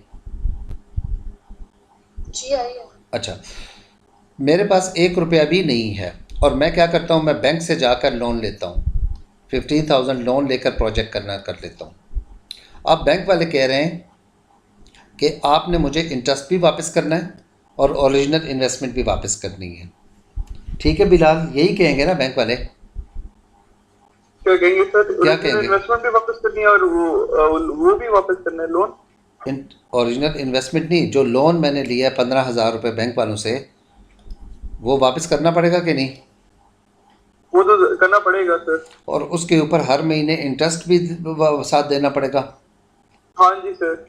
तो ये वही कंसेप्ट है कि मैं बैंक से मैंने 15,000 रुपये लिए हैं और जब मुझे 1 साल बाद 8,000 आ रहे हैं तो मैं अपनी जेब में 7,200 अपनी जेब में रख रहा हूँ और बाकी 10% के हिसाब से बैंक को इंटरेस्ट पे कर रहा हूँ। सर ये रिपीट कर सकते? सर रिपीट कर दे सर। मेरे पास 1 साल बाद कितने पैसे आएंगे? 8,000। 8,000। 8,000 मेरे पास आ गए ना 1 साल के बाद। अब 1 साल के बाद आए, उसमें से मैं अपनी जेब में कितने रख रहा हूँ? 7,280। बाकी किधर गए? बाकी इंटरेस्ट में जाएंगे वो तो इंटरेस्ट बैंक बैंक वाले। बैंक को दे दिए। फिर अगले साल 10,000 आए तो बैंक ने कहा कि ये मैंने रखे, बाकी बैंक को दे दिए। 5,000 आए, बाकी बैंक को दे दिए। ये 5,000 बाकी बैंक को दे दिए। तो बैंक को तो मैं साथ अच्छा, साथ, इसमें जो डिफरेंस होगा वो बैंक हो जाएगा। हाँ 10% फैक्टर था ना, 10% के हिसाब से मैंने बैंक को देता रहा इसमें था। जो आप डिस्काउंट निकाल रहे हो बेसिकली आप इंटरेस्ट के लिए सेव अप कर रहे हो। इंटरेस्ट को पे कर रहा हूँ, क्योंकि इंटरेस्ट को होता है द जो प्राइस ऑफ यूजिंग मनी। तो मैंने जो 15 लिए हैं उनको 1 साल के लिए यूज़ किया तो पैसे दिए, 2 साल 3 साल के लिए इंटरेस्ट पे कर रहा हूँ। और अब मैंने सारे जो मेरी जेब में पैसे आए मैंने वो अर्न किए हैं, तो वो 22,000 इंटरेस्ट पे करने के बाद मेरे पास आए। इंटरेस्ट पे करने के, क्योंकि इंटरेस्ट तो मैं साथ साथ दे रहा हूँ ना। 8,000 में से मैं इंटरेस्ट पे करके मेरे पास 7,200 आता है। तो ये पूरे 4 सालों में मेरे पास 22,730 आए हैं। और अब मैं बैंक को जो पैसे ओरिजिनल लिए थे वो भी माइनस कर देता हूँ शुरू के 4 सालों में। तो इसका मतलब है कि बैंक को देने के बावजूद भी मेरे पास 7,000 कुछ रुपए बच गए। That is my present value और माय प्रॉफिट उस वक्त के हिसाब से।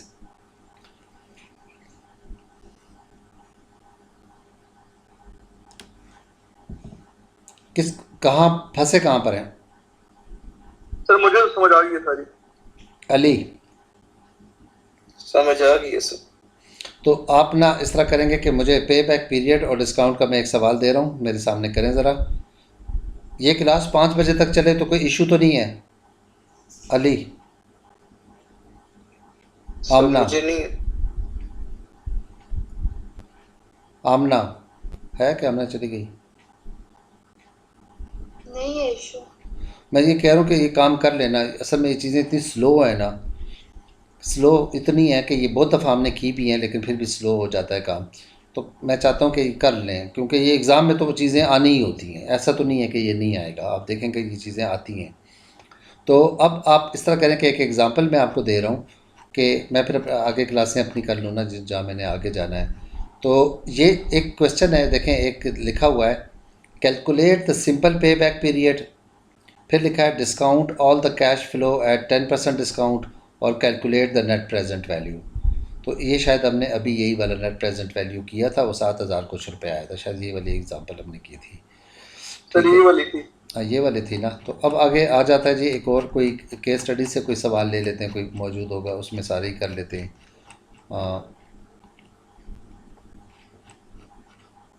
चलिए, ये 2 लोकेशन है जी, ये 2 लोकेशन दी हुई हैं।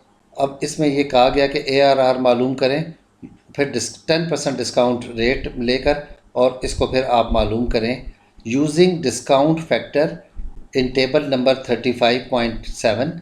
Calculate the net present value.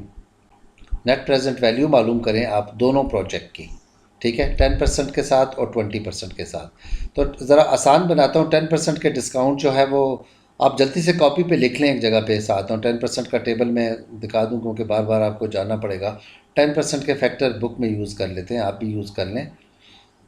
10% के फैक्टर होते हैं 0.91, 0.83, कुछ ऊपर देख लेते हैं हम 10% के फैक्टर कैसे होते हैं। ये है 0.91, 0.83, ये वाले ज़रा अपने पास लिख लें। 10% वाले फैक्टर भी लिख लें हर साल के, और 20% वाले भी लिख लें।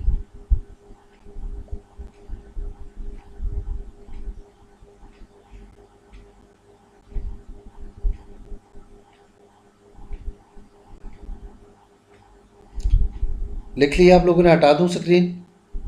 सर 20% वाला रहेगा 2 मिनट। एक सेकंड सर।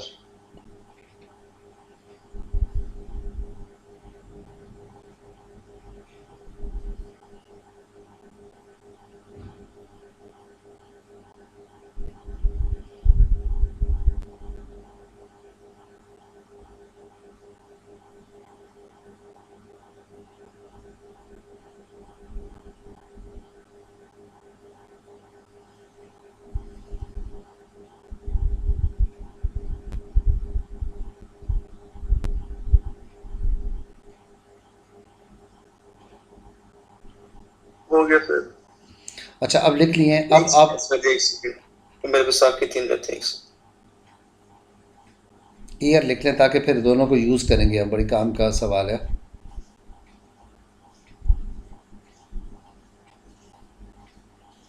Okay sir.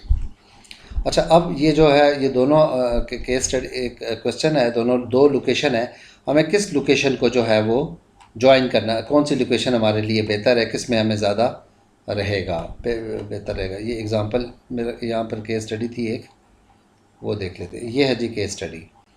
अब इस केस स्टडी को यूज़ करते हुए हम, क्योंकि ये वैल्यू बहुत सिंपल दी हुई है तो उसको कैलकुलेट करना कंपैरेटिवली आसान हो जाएगा। तो हम यूँ करते हैं कि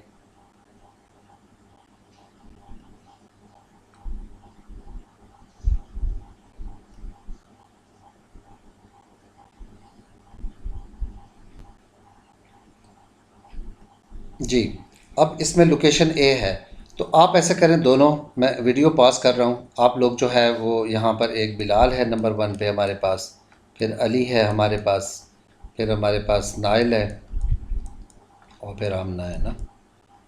तो इस तरह करें कि मुझे अपनी अपनी बता दें कि नेट प्रेजेंट वैल्यू कितने कितने परसेंट आ रही है, कितनी वैल्यू आ रही है, परसेंट में नहीं होती, लोकेशन ए की कितनी आ रही है और लोकेशन बी की क्या आ रही है। या तो एक काम मैं कर दूं कि मैं लोकेशन ए की मालूम कर देता हूं, आप बी की मालूम कर लें।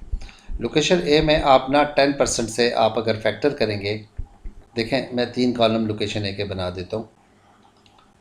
आसान तरीका ये है कि मैंने 12 की, जी जी बोलें। तो नेट प्रेजेंट वैल्यू दोनों 10% और 20% का बताना है ना एक ही लोकेशन का। हाँ, पहले मैं 10% वाला निकाल लेता हूँ और 20% वाला निकाल लें। देखें डिस्काउंट फैक्टर मालूम करते हैं ना, वो है 0.91, फिर है 0.85, यही है ना, देखें ज़रा बताएं। 0.85, 0.8 8 कितना, 3 83 है, सॉरी 0.83, फिर 0.75 है और 0.68 है। ये हर क्वेश्चन का गिवन होगा ना। फिर क्या, आज ये गिवन होता है, ये कितना है 0.62। अच्छा अब देखें ये तो 1 है ऊपर वाला, 3 को मैं 0.91 से मल्टीप्लाई करता हूँ तो मेरे पास कितने आ जाएंगे। ज़रा जल्दी से आप, अब बिलाल मुझे कैलकुलेट, आमना आपकी भी कैलकुलेशन ठीक है, ज़रा जल्दी बताते जाएं मुझे।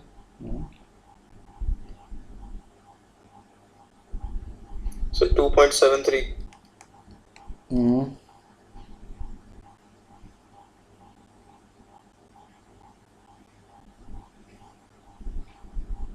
बोलें 4 मल्टीप्लाई बाय 8.3, बोलो यार बिलाल बोलो। 3.32। आगे 3.75। फिर 4.08।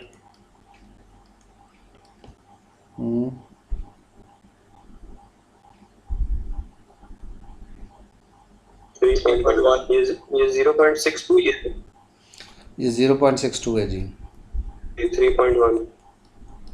अच्छा अब आपने ये डिस्काउंट फैक्टर निकाले, इसका मतलब है जो 3 मिलियन था जो आपको 1 साल बाद मिलना था वो उसकी वैल्यू 2.73 होगी। सो मैं क्या करता हूँ, नेट प्रेजेंट वैल्यू निकालने के लिए, नेट प्रेजेंट वैल्यू है 10% पे निकालने के लिए मैंने all of the discount factor, sum of all the discount factor, इन सब को मैं ऐड कर रहा हूँ, जिनको मैं अब ग्रीन कलर कर रहा हूँ, ये 2 पॉइंट, ये 3, इन सब को मैं ऐड कर रहा हूँ 5 सालों के वैल्यू को। ठीक है जी, इन सब को ऐड करके इसमें से ओरिजिनल इन्वेस्टमेंट जो है वो मैं माइनस कर रहा हूँ। ठीक है, जो 12 है माइनस करूँगा तो मेरा नेट प्रेजेंट वैल्यू आ जाएगा। सबको ऐड करें ज़रा। सर 4.95 बनता है। नहीं सबका, हाँ वो तो होता है लेकिन टोटल बताएं कितना है। सर 16.98। और उसमें से ओरिजिनल जो है मैंने माइनस किया जो कि 12 था, तो 4.98 मेरी नेट प्रेजेंट वैल्यू है। अच्छा अब आप ऐसे करें, पहले 10% पर ये वाले फैक्टर लिखे भी हुए हैं, इन्हीं को यूज़ करके आप ज़रा करें। ठीक है, मैं 1 मिनट के लिए आप लोग ये कैलकुलेशन ये करें। देखें, आप लोगों ने थोड़ा सा टाइम इस पे लगाना है। अब अगर मैं 10% वाले डिस्काउंट, अब ना आप साथ हो हमारे क्लास में? नहीं, जी सर। अच्छा, आई थॉट लोकेशन भी। हाँ, लोकेशन बी को आप कर लेंगे, लेकिन अगर मैं 20% वाले डिस्काउंट फैक्टर यूज़ करूँगा तो डेफिनेटली ये प्रॉफिट मेरा कम हो जाएगा, है ना। ये प्रॉफिट, ये जो नेट प्रेजेंट वैल्यू है ये 4.98 नहीं रहेगी, कम रहेगी। इसका मतलब ये है कि मैं अगर बैंक से लोन लूँ 10% पर तो मुझे तो 4.98 बच जाएंगे, लेकिन अगर 20% पे लूँगा तो ये कम हो जाएगा। सो आप सब लोग पहले, मैंने जो ये डिस्काउंट फैक्टर 10% वाले लिए हैं लोकेशन ए के, ये 20% लोकेशन आपने पहले लिखी हुई है डिस्काउंट फैक्टर, ये ज़रा मालूम करके निकालें। हाँ, आप लोग इनको मालूम करें, मैं 1 मिनट वॉशरूम से होकर। लोकेशन ए का ही 20% निकालना है। हाँ, 20 ए का ही 20% निकालें।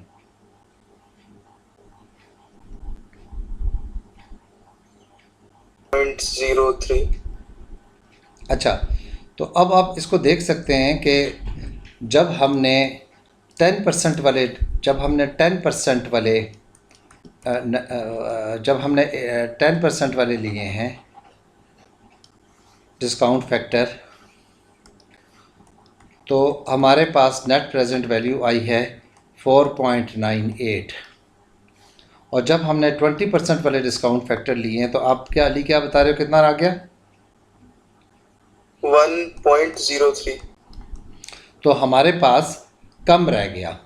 उसकी वजह यह है कि हम बैंक को जब इंटरेस्ट ज़्यादा 20% से पे कर रहे हैं तो हमारा प्रॉफिट कम हो रहा है फिर फ्यूचर में हिसाब से, क्योंकि 20% डिस्काउंट का मतलब है कि वैल्यू जो मिल रही थी उसमें 20% हम बैंक को दे रहे थे और 80% हम अपने पास रख रहे थे, तो इसलिए जो टोटल हमारे पास आया है वो कम हुआ है।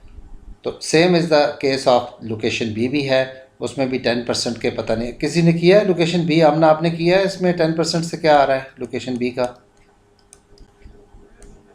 नहीं सर, मेरा रहता भी थोड़ा सा, मैं कर लेती हूँ जल्दी से। बिलाल आप बताएं। सर मेरा भी 10% का आधा हो गया, बस इसकी मैंने ऐड अप करके उसको माइनस कर। आप भी अली शाह ये बी का भी करें ज़रा। सर बी का 10 और 20 दोनों करना है? जी जी करें। नाइल आप भी करें, बताएं।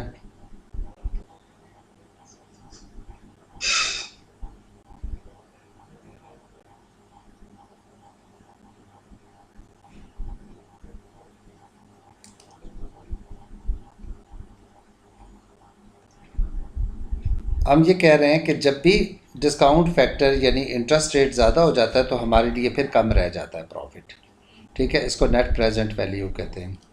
सर मेरा भी 4.32 आया। 4.3। तो ये कंसेप्ट इस तरह से है कि हमने अपना ये तीनों चारों टेक्निक की हैं, और इसमें आप लोग वीडियो आपके पास रिकॉर्डेड है, जहां आपको प्रॉब्लम होगा आप वापस जाके देख सकते हैं। हमने जो कैलकुलेशंस थी, जो हमने आज की क्लास का जो एजेंडा सेट किया था, उसमें अभी बहुत सी कैलकुलेशनें रहती हैं, उनमें कॉस्टिंग बनी रहती है, क्योंकि हमने कहा था कि हम लोग जो है इस क्लास के शुरू में कि आज हम करेंगे क्या। सबसे पहले तो हमने करना था अपना 2 किस्म की रेशोज़ जो है वो हमारे पास रह गई थी। एक को कह रहे थे हम लोग गेयरिंग रेशो, वो हमने कंप्लीट की, ठीक है जी, गेयरिंग रेशो हमने की। दूसरा फिर हमने किया इन्वेस्टमेंट रेशो, इन्वेस्टर्स रेशो, फिर इन्वेस्टमेंट अप्रेजल की ये टेक्निक की। अब एक कॉस्टिंग रहती है और डिसीजन ट्री रहती है, ठीक है। ये आसान है, पहले डिसीजन ट्री कर लेता हूँ जो कंपैरेटिवली बहुत जल्दी आपको आ जाएगी, डिसीजन ट्री क्या होता है, और फिर उसके बाद हम कॉस्टिंग जो है वो कर लेते हैं। कॉस्ट भी इम्पोर्टेंट चीज़ है, एक सवाल है वो पिछले सालों से वो निकाल लेते हैं। और फिर पास पेपर भी आज से मैं आपको टारगेट देता हूँ, क्योंकि अब कैलकुलेशंस हमारी एंड हो गई हैं तकरीबन, तो उसमें करता हूँ। डिसीजन ट्री ये है, मैं बहुत दफ़ा करवाया, रिकॉर्डिंग हो रही है, अच्छी बात है। डिसीजन ट्री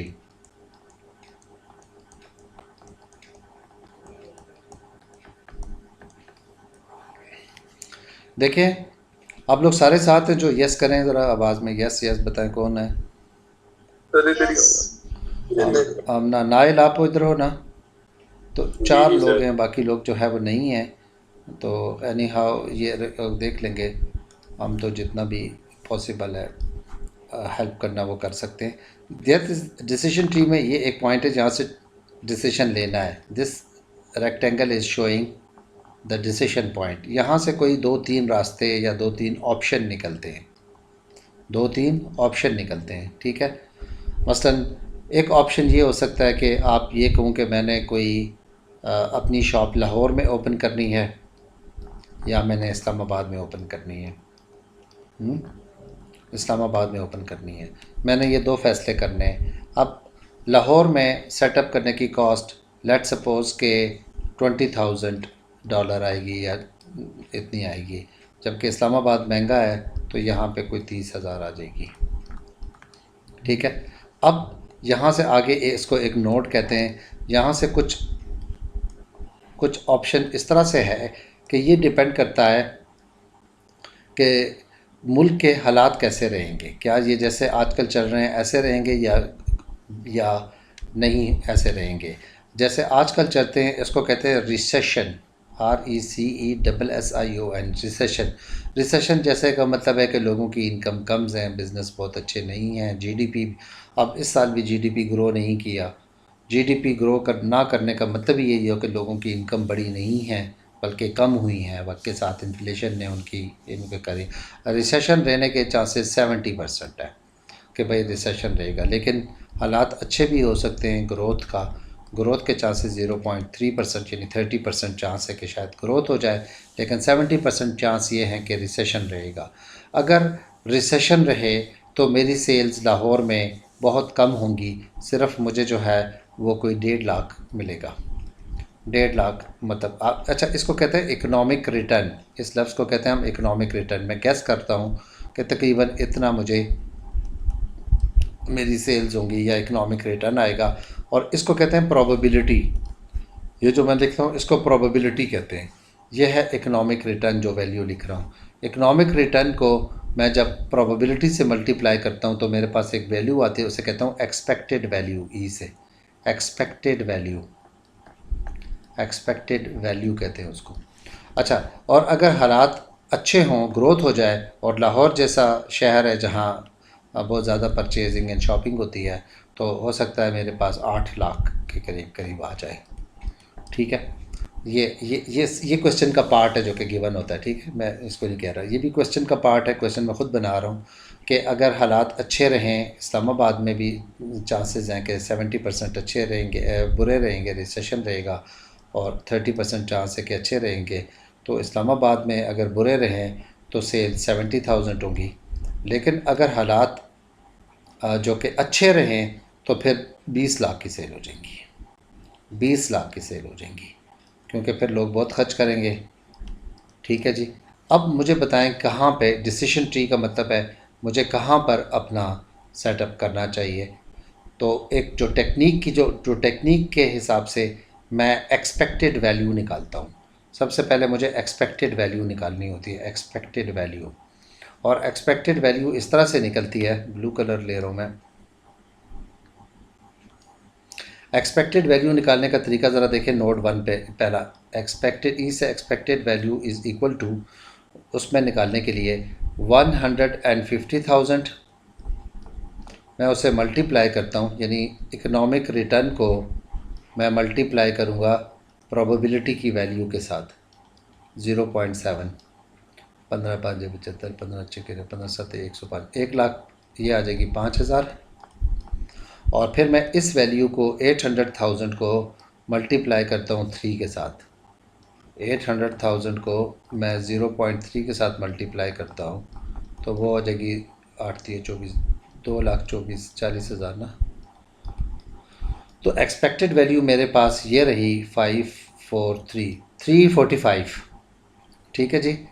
3,45,000 मेरे पास एक्सपेक्टेड वैल्यू है। 3,45,000 लिखे मैंने, और उसमें से मैं 20,000 यानी 3,45,000 ये इसको यूँ पढ़ते हैं 345,000 माइनस द कॉस्ट जो कि इन्वॉल्व थी वो मैं माइनस कर रहा हूँ, जो उसकी सेटअप कॉस्ट होनी थी।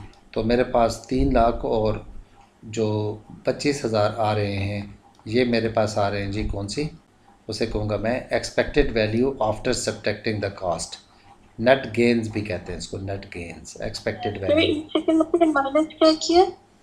माइनस कॉस्ट, जो उसको सेटअप लाहौर को में बनाने के लिए माइनस ये सेटअप किया कॉस्ट हमने। अच्छा, इसी तरह हम यूँ करते हैं कि आगे चलते हैं थोड़ा सा इसमें कर, जो नेक्स्ट ऑप्शन है हमारे पास, ये ऑप्शन 1 में गायब कर रहा हूँ। यहाँ पे इस ऑप्शन को ज़रा एक्सपेक्टेड इसका भी निकालते हैं हम कि क्या आएगा। ज़रा एक एक पूछता हूँ। बिलाल क्या लिखूँ, कहाँ से शुरू करूँ? क्या सर, क्या मतलब कहाँ से? इस्लामाबाद वाला है? हाँ, इस्लामाबाद वाला। तो सर ये आप 0.7 को 70 से मल्टीप्लाई करेंगे। ठीक है, ये आ गया 49,000 आ गया। और ये 2 मिलियन को यानी 20 लाख को हम मल्टीप्लाई कर रहे हैं किसके साथ? 3 के साथ मल्टीप्लाई कर रहे हैं। तो ये बन जाएगा 6 लाख हो जाएगा मेरा ख्याल है। हाँ, 6 लाख। तो इसका मतलब है कि टोटल 6 लाख और 9469 ये आ गया। इसमें से कॉस्ट भी माइनस कर लेता हूँ मैं। क्या ये वाली कॉस्ट जो है ये माइनस कर लेता हूँ मैं, माइनस कर लेता हूँ कॉस्ट रेड कलर में। ये 30,000 मैंने इसमें माइनस किए, तो मेरे पास आ गया 9 में से 0 निकाले 9 और 1 और ये आ जाएगा 6,19,000। अब देखें मेरे पास इस्लामाबाद में शॉप खोलने के लिए जो मेरे पास expected value after subtracting the cost वो 6,19,000 आ रहा है, जबकि ऊपर लाहौर में जो ओपन करनी थी उसमें 3,25,000 आ रहा है। तो इसका मतलब है, हाँ सर जब ये माइनस करते हैं कॉस्ट तो उन दोनों ऑप्शंस को ऐड करके माइनस करते हैं? हाँ, पहले दोनों को ऐड करते हैं, यानी ये जो दो इसकी एरोज़ होती हैं प्रॉन्ग, इनको ऐड करके और फिर हम जो है ना वो करते हैं, ये माइनस आ रही है। तो इसका मतलब ये है कि मुझे अपनी इस on the basis of this data I should open my shop in Islamabad because it is more chances ये हैं कि इसमें मेरी सेल्स 6,19,000 के करीब करीब एक्सपेक्टेड वैल्यू आएंगी और लाहौर में 3,25 आएंगी। सो बेटर ये है कि मुझे on the basis of decision tree ये वाला ऑप्शन बेटर लगता है। ठीक है, ये ऑप्शन बेटर लगता है। मैं यूँ करता हूँ कि अब इसको प्रैक्टिस तो करनी है, इन सवालों को बहुत से हैं। मैं एक सवाल कोई निकालता हूँ आपके पास एक्सपेक्टेड वैल्यू के और मुझे बताएं कि क्या आएगी वैल्यूज़।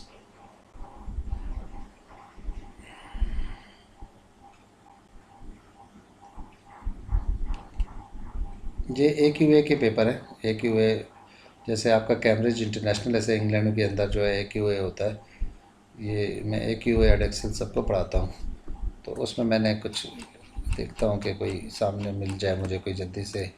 कंट्रोल F करके देख लेता हूँ, कंट्रोल F।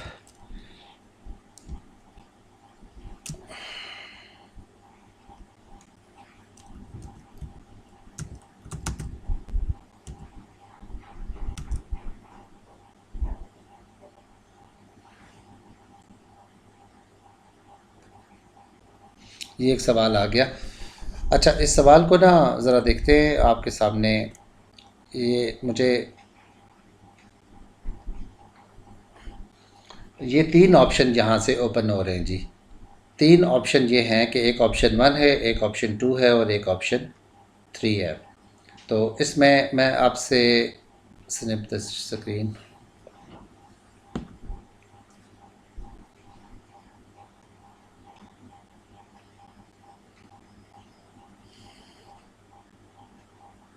इन्होंने इस सवाल में खैर कुछ कैलकुलेट करके दिया हुआ है, पूछा है कि उसको कौन सा ऑप्शन करना चाहिए, लेकिन आपसे मैं कैलकुलेट करवाता भी हूँ। देखें 3 ऑप्शन है उसके पास, यहाँ से 3 ऑप्शन निकल रहे हैं। ऑप्शन 1 है ये एक, ये ऑप्शन 2 है और ये ऑप्शन 3 है।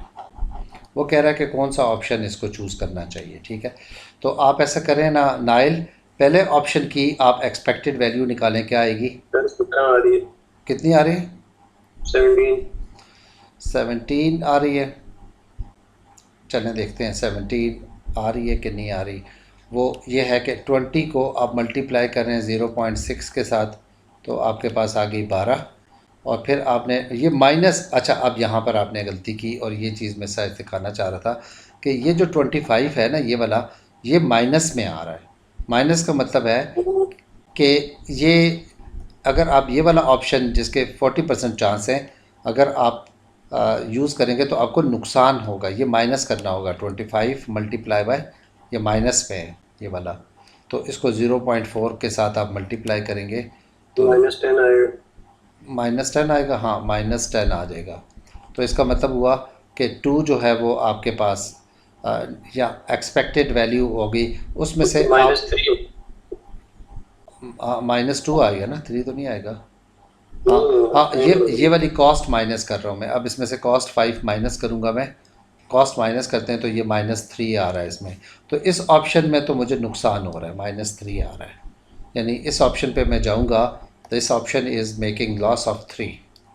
ठीक है, आगे ज़रा ऐसा करें, अगला ऑप्शन खुद ही मुझे कैलकुलेट करके बताएं जी। जी आमना आप ही करें कैलकुलेट, उसमें कितना लॉस हो रहा है कितना प्रॉफिट हो रहा है, कैलकुलेटर उठाएं।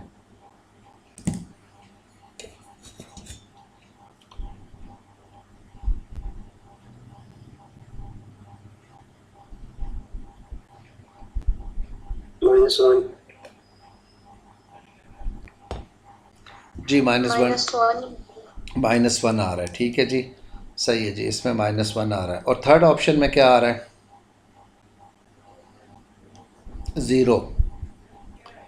तो इसका मतलब है कि ऑप्शन 1 करेगा तो 3 मिलियन का नुकसान, ऑप्शन 2 करेगा तो 1 मिलियन का नुकसान, और ऑप्शन 3 है कि कुछ ना करे। ठीक है, तो इसको कौन सा ऑप्शन चूज़ करना चाहिए? कुछ ना करे, कुछ ना भी ना करे, करे क्या? ऑप्शन 3 कुछ ना करे, तीनों में से कोई भी ना ले, ऑप्शन 3 जो है ना वो यूज़ कर ले। सही है, क्योंकि बाकी दोनों में नुकसान है। ऑप्शन 3 में वो ब्रेक इवन कर रहे हैं ना? ऑप्शन 3 में बस उसका जो एक्सपेक्टेड वैल्यू है ना वो 0 है, तो वो कुछ भी नहीं इसमें अच्छा, आ रहा। हाँ, वो लिखा हुआ है कि एक्सपेक्टेड, उसमें 0 थे ना, तो कंट्रोल F।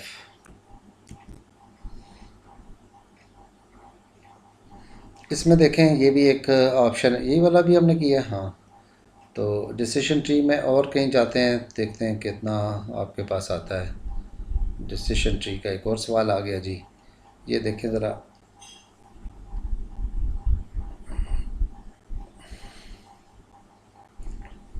इसमें भी डू नथिंग वाला एक ऑप्शन आ रहा है, आपके यहाँ भी आता है कि वो कुछ ना करे, लेकिन यह है कि आप इसमें शायद कैलकुलेट करके दिया हुआ है 4 में। अच्छा, इसको कहते क्या है वहाँ, तो जो भी कहते हैं जो लिखा हुआ है इसको छोड़ दें, इसको क्या कहते हैं, ये जो वैल्यू है, मैं इसे अलीशा, इसको क्या कहते हैं इस वैल्यू को? सर सक्सेस वाला जो है, इकोनॉमिक ये इकोनॉमिक रिटर्न है। अच्छा, इससे क्या कहते हैं, ये जो रेशो सक्सेस और फेलियर की रेशो दी होती है, आप भी बताएं अली।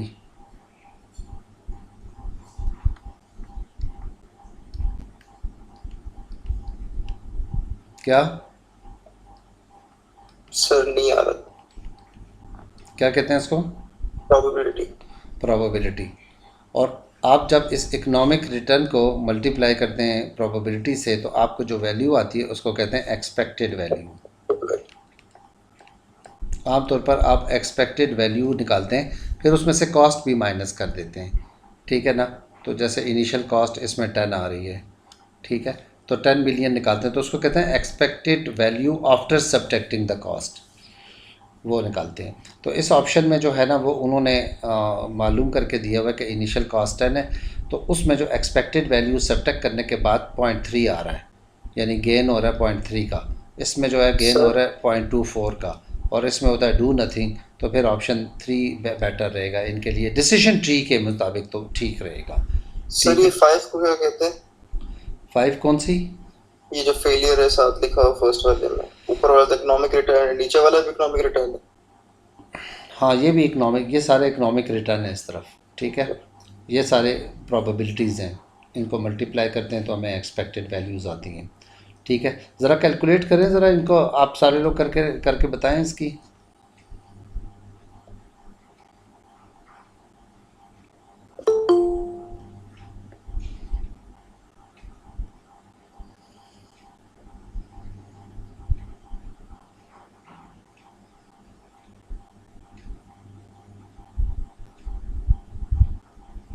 अब दावल पैसा कैसा दिया पेपर? सर हो गया। अच्छा, मैथ्स का था? जी सर। मैथ्स कोई चीज़ का नाम है यार, मुसीबत है। इन सब में से मज़े का सब्जेक्ट इकोनॉमिक्स है, मैं बता दूँ। खुदा को मालूम सर।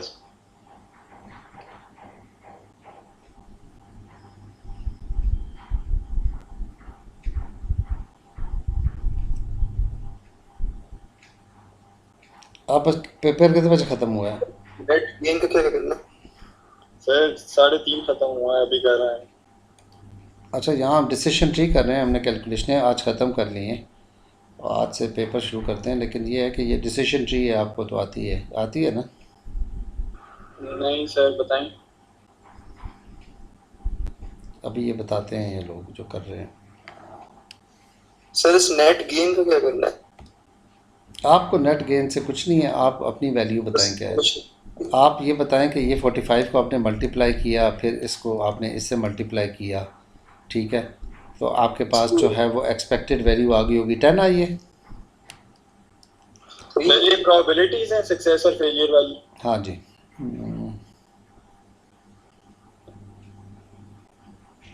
कोई बोले क्या हुआ? सर 3 है ना? हाँ, माइनस करने के बाद 3 आ जी गई। जी, माइनस करने के बाद पहले उसमें से जो भी वैल्यू आ गई उसमें से 10 आपने माइनस की, तो आपके पास expected value after subtracting the cost, पहले वाले का ऑप्शन आ रहा है +3। नहीं, शायद सर मेरा गलत हो, क्योंकि वो अरे सर मेरा तो -5 आ रहा है। हाँ गलत है मेरा, मैंने -0.8 लिया। आपका -5 आ रहा है? सर -5 है। हाँ सर -5 है, -5 ही आ रहा है। अच्छा, चलने ज़रा करके देखते हैं। आपने 45 को मल्टीप्लाई किया है किसके साथ? 0.2 के साथ, 9 आता है। 9 आ गया। उसके बाद आपने 5 को मल्टीप्लाई किया 0.8 के साथ, वो 4 आ गया। सर वो -0.8 है। सर मैंने 0.8 लिया था। माइनस का है? -0.8। नहीं नहीं भाई, ये वाला माइनस नहीं, वो इधर माइनस होता है तब वो आप माइनस लिखते हैं।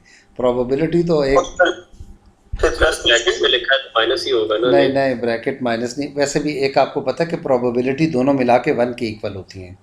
यानी अगर ये 20% है तो ये 80% होगा, ठीक है ना? ये नहीं माइनस में होता, प्रोबेबिलिटियाँ माइनस में नहीं होती, प्रोबेबिलिटी दोनों मिला के 1 होती हैं। तो 13 आ गया, उसमें से फिर 10 माइनस कास्ट की तो 3 आ गया, तो इसका नेट गेन 3 हो गया। सेकंड ऑप्शन का बताएं क्या है?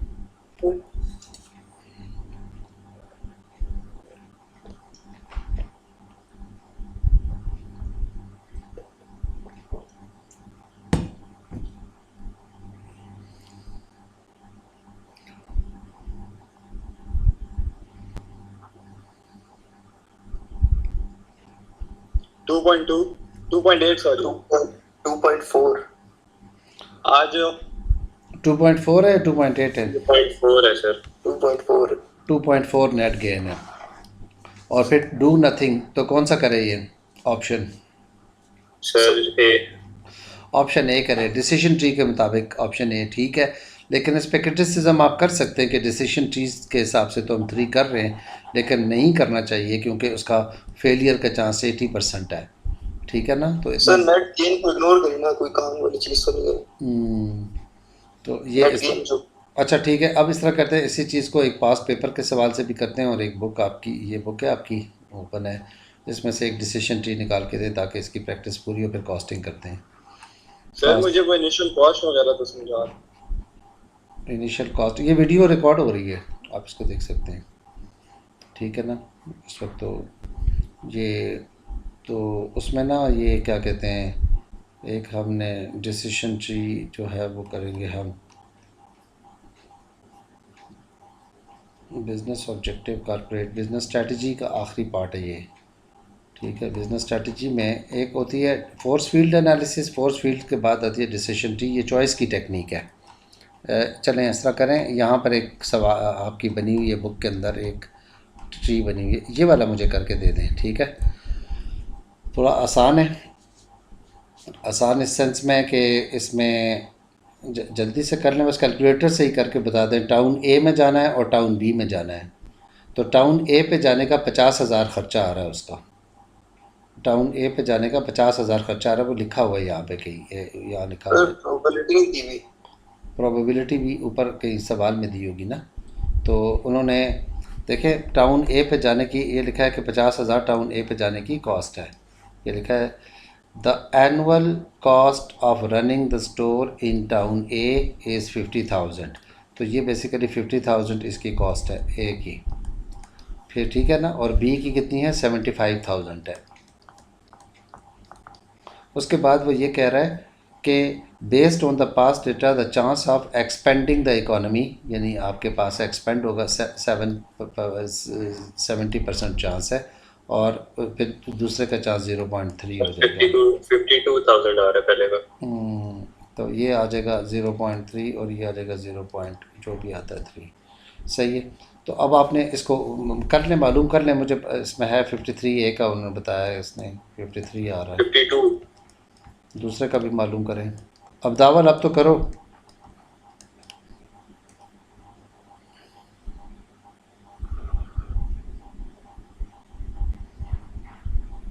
सर थोड़ा सा बता दें हो क्या रहा है। यार डिसीजन ट्री की हुई है, अब कोई ऐसी नई बात तो है नहीं। सर मैंने सिर्फ मैथ्स वाली डिसीजन ट्री की हुई है। देखें आप इस तरह करें कि ये 60,000 है ना, इसको हम इकोनॉमिक रिटर्न कहते हैं। इस 60,000 को हम मल्टीप्लाई कर रहे हैं इस प्रोबेबिलिटी के साथ। 60,000 मल्टीप्लाई बाय 0.3, तो ये बन जाएगा 6 3 18 6 चुके 24,000। ठीक है। फिर आपने इसको मल्टीप्लाई किया है 1,20,000 को मल्टीप्लाई कर रहे हैं 0.7 के साथ, तो ये बन जाएगा 12 5 12 6 7 84 84,000। 84,000 और 24,000 इसको आप ऐड कर लें, 8 और 1,08,000 आ जाएगा। उसमें से आप इनिशियल कॉस्ट निकाल लेंगे 50,000 की, तो आपके पास 52,000 आ जाएगा। ये है, इसको एक्सपेक्टेड वैल्यू कहते हैं 52,000 आफ्टर सब्ट्रैक्टिंग द कॉस्ट। मुझे बताएं अब दावल कहाँ से नहीं समझ आई, ये आपने की है मैसेज। इसमें गिवन क्या क्या होगा? ये सामने जो कुछ गिवन है ये गिवन है, हमेशा गिवन होगा। हाँ ये गिवन होता है। इसमें कोई और वेरिएशंस आ सकती हैं? वेरिएशन तो जब कोई एक होता है इम्तिहान लेना, एक होता है इम्तिहान में डालना। अगर कैमरेज वाले आपको इम्तिहान में डालने के लिए आ गए फिर तो वेरिएशनें दे देंगे, वरना अगर इम्तिहान ले तो फिर यही होगा। अच्छा फिर ठीक है, फिर आसान समझ आ गया। ज़्यादा से ज़्यादा यही हो सकता है, कहेंगे कि एक्सपेंशन की वो नहीं है प्रोबेबिलिटी, तो वो 1 में से माइनस करके निकालेंगे और क्या होगा। जी क्या ये फिर तो अगर एक की प्रोबेबिलिटी नहीं गिवन तो 1 में से माइनस करके निकाल लेते हैं, क्योंकि दोनों 1 के इक्वल होती है ना। मसलन ये है कि 1 की इक्वल होती हैं प्रोबेबिलिटीज। ये ये तो मैथ 0.7 है तो ये है, तो फिर दोनों को 1 की इक्वल होती हैं। सर ये मैथ है, इसको नहीं समझ आएगी। नहीं मैथ्स नहीं है ये।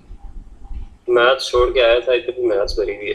नहीं ये मैथ्स, अब तो कर ही मैथ्स रहे ना, नंबर तो मैथ्स के थोड़े, हम तो कर ही मैथ्स रहे हैं, इसलिए आपको ये मैथ्स नज़र आ रही है। लेकिन ये है कि बहरहाल ये डिसीजन ट्री है। एक कास्टिंग का डेटा मैं आपको पास पेपर के साथ ही समझा देता हूँ, ठीक है। मेरा ख्याल है आमना आपको क्लियर हो गया ये बात।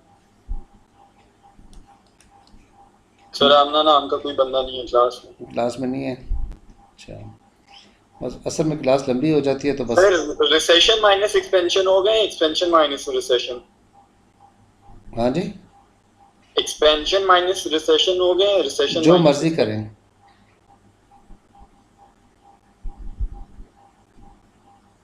ठीक है जी। नहीं पता आज क्या दिन था, आज वेडनेसडे है क्या है ये ठीक है ना। तो आप ऐसा करें ना कि ये लिखा हुआ है based on the past data the chance of expanding the economy is 0.7 and the chance of recession is 0.3। ठीक है, तो पर ठीक है आ गया ना ये। इसका 52 आ गया था, इसका कितना आया था?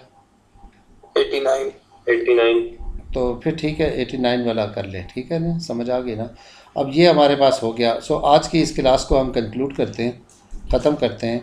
मैं आप लोगों को यूँ करता हूँ कि एक दे रहा हूँ, ये क्या कहते हैं इसको, मैं आप लोगों को पास पेपर यार ज़रा स्टार्ट करते हैं, ठीक है। चलो मैं आपको आज से पास पेपर ज़रा देता हूँ, आप लोग इनको देखें।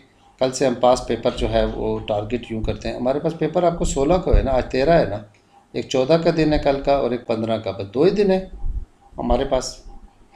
3 दिन है ना सर, थर्सडे को है। वो इकोनॉमिक्स का पेपर है जो कि 16 को है। फिर बिलाल आप हैं इधर? सर 17 को इकोनॉमिक्स, 16 बिजनेस है। हाँ तो 16 को बिज़नेस है ना, तो फिर ये कल का है ना, 14 और 15 2 दिन ही हमारे पास और हैं। तो 2 दिन में हमने पास पेपर, मैं आपको इस तरह करता हूँ सारे पास पेपर दे रहा हूँ, ठीक है ना। टेक्निक उसके अंदर है, सवाल उसके अंदर हैं। तो आप लोगों को इस तरह करता हूँ ना, 2023 के सारे पेपर दे रहा हूँ, आप उन सब सॉल्व दे रहा हूँ। पेपर 3 दे रहा हूँ, 4 अभी नहीं दे रहा, ठीक है ना। पेपर 3 सारे सॉल्व दे रहा हूँ, आपने किए भी हैं, वो सारे आप करें। उसमें से जो आपको नहीं आ रहा समझना, जो उसकी लैंग्वेज नहीं समझ आ रही, जिसमें ये नहीं लिखा कि इसके पॉइंट क्या है, तो वो फिर आप जो है ना वो फिर हम क्लास में डिस्कस कर लेते हैं। और सर थर्सडे को इकोनॉमिक्स के लिए क्लास होगी? इकोनॉमिक्स की क्लास शाम को लेते हैं ना, आज शाम को लेते हैं। मैं कह रहा हूँ सर 16 को, 17 से पहले नहीं, मैं ये कह रहा हूँ आज शाम को ले लेते हैं ना, हम 3 क्लासें इकोनॉमिक्स की ले लेते हैं ना, 13, 14, 15 को ले लेते हैं ना शाम को, ठीक है। आज से शाम को मुझे भी बताइएगा उन क्लासों का, मैंने वो 1-2 सवाल समझने हैं। नहीं वो ठीक है, मैं ये कह रहा हूँ ना कि इकोनॉमिक्स में तो कोई इशू इसलिए भी नहीं बनता ना कि मैंने सारे सवाल दिए हुए हैं आपको, उनमें से कोई मसला पूछना है तो बता दें, उसी में से पूछना है तो हाँ वही होगा। बाकी तो सारे सवाल दिए हुए हैं मैंने, आप उनको बस तैयार करें और अपने लिए स्टार लेके आएँ।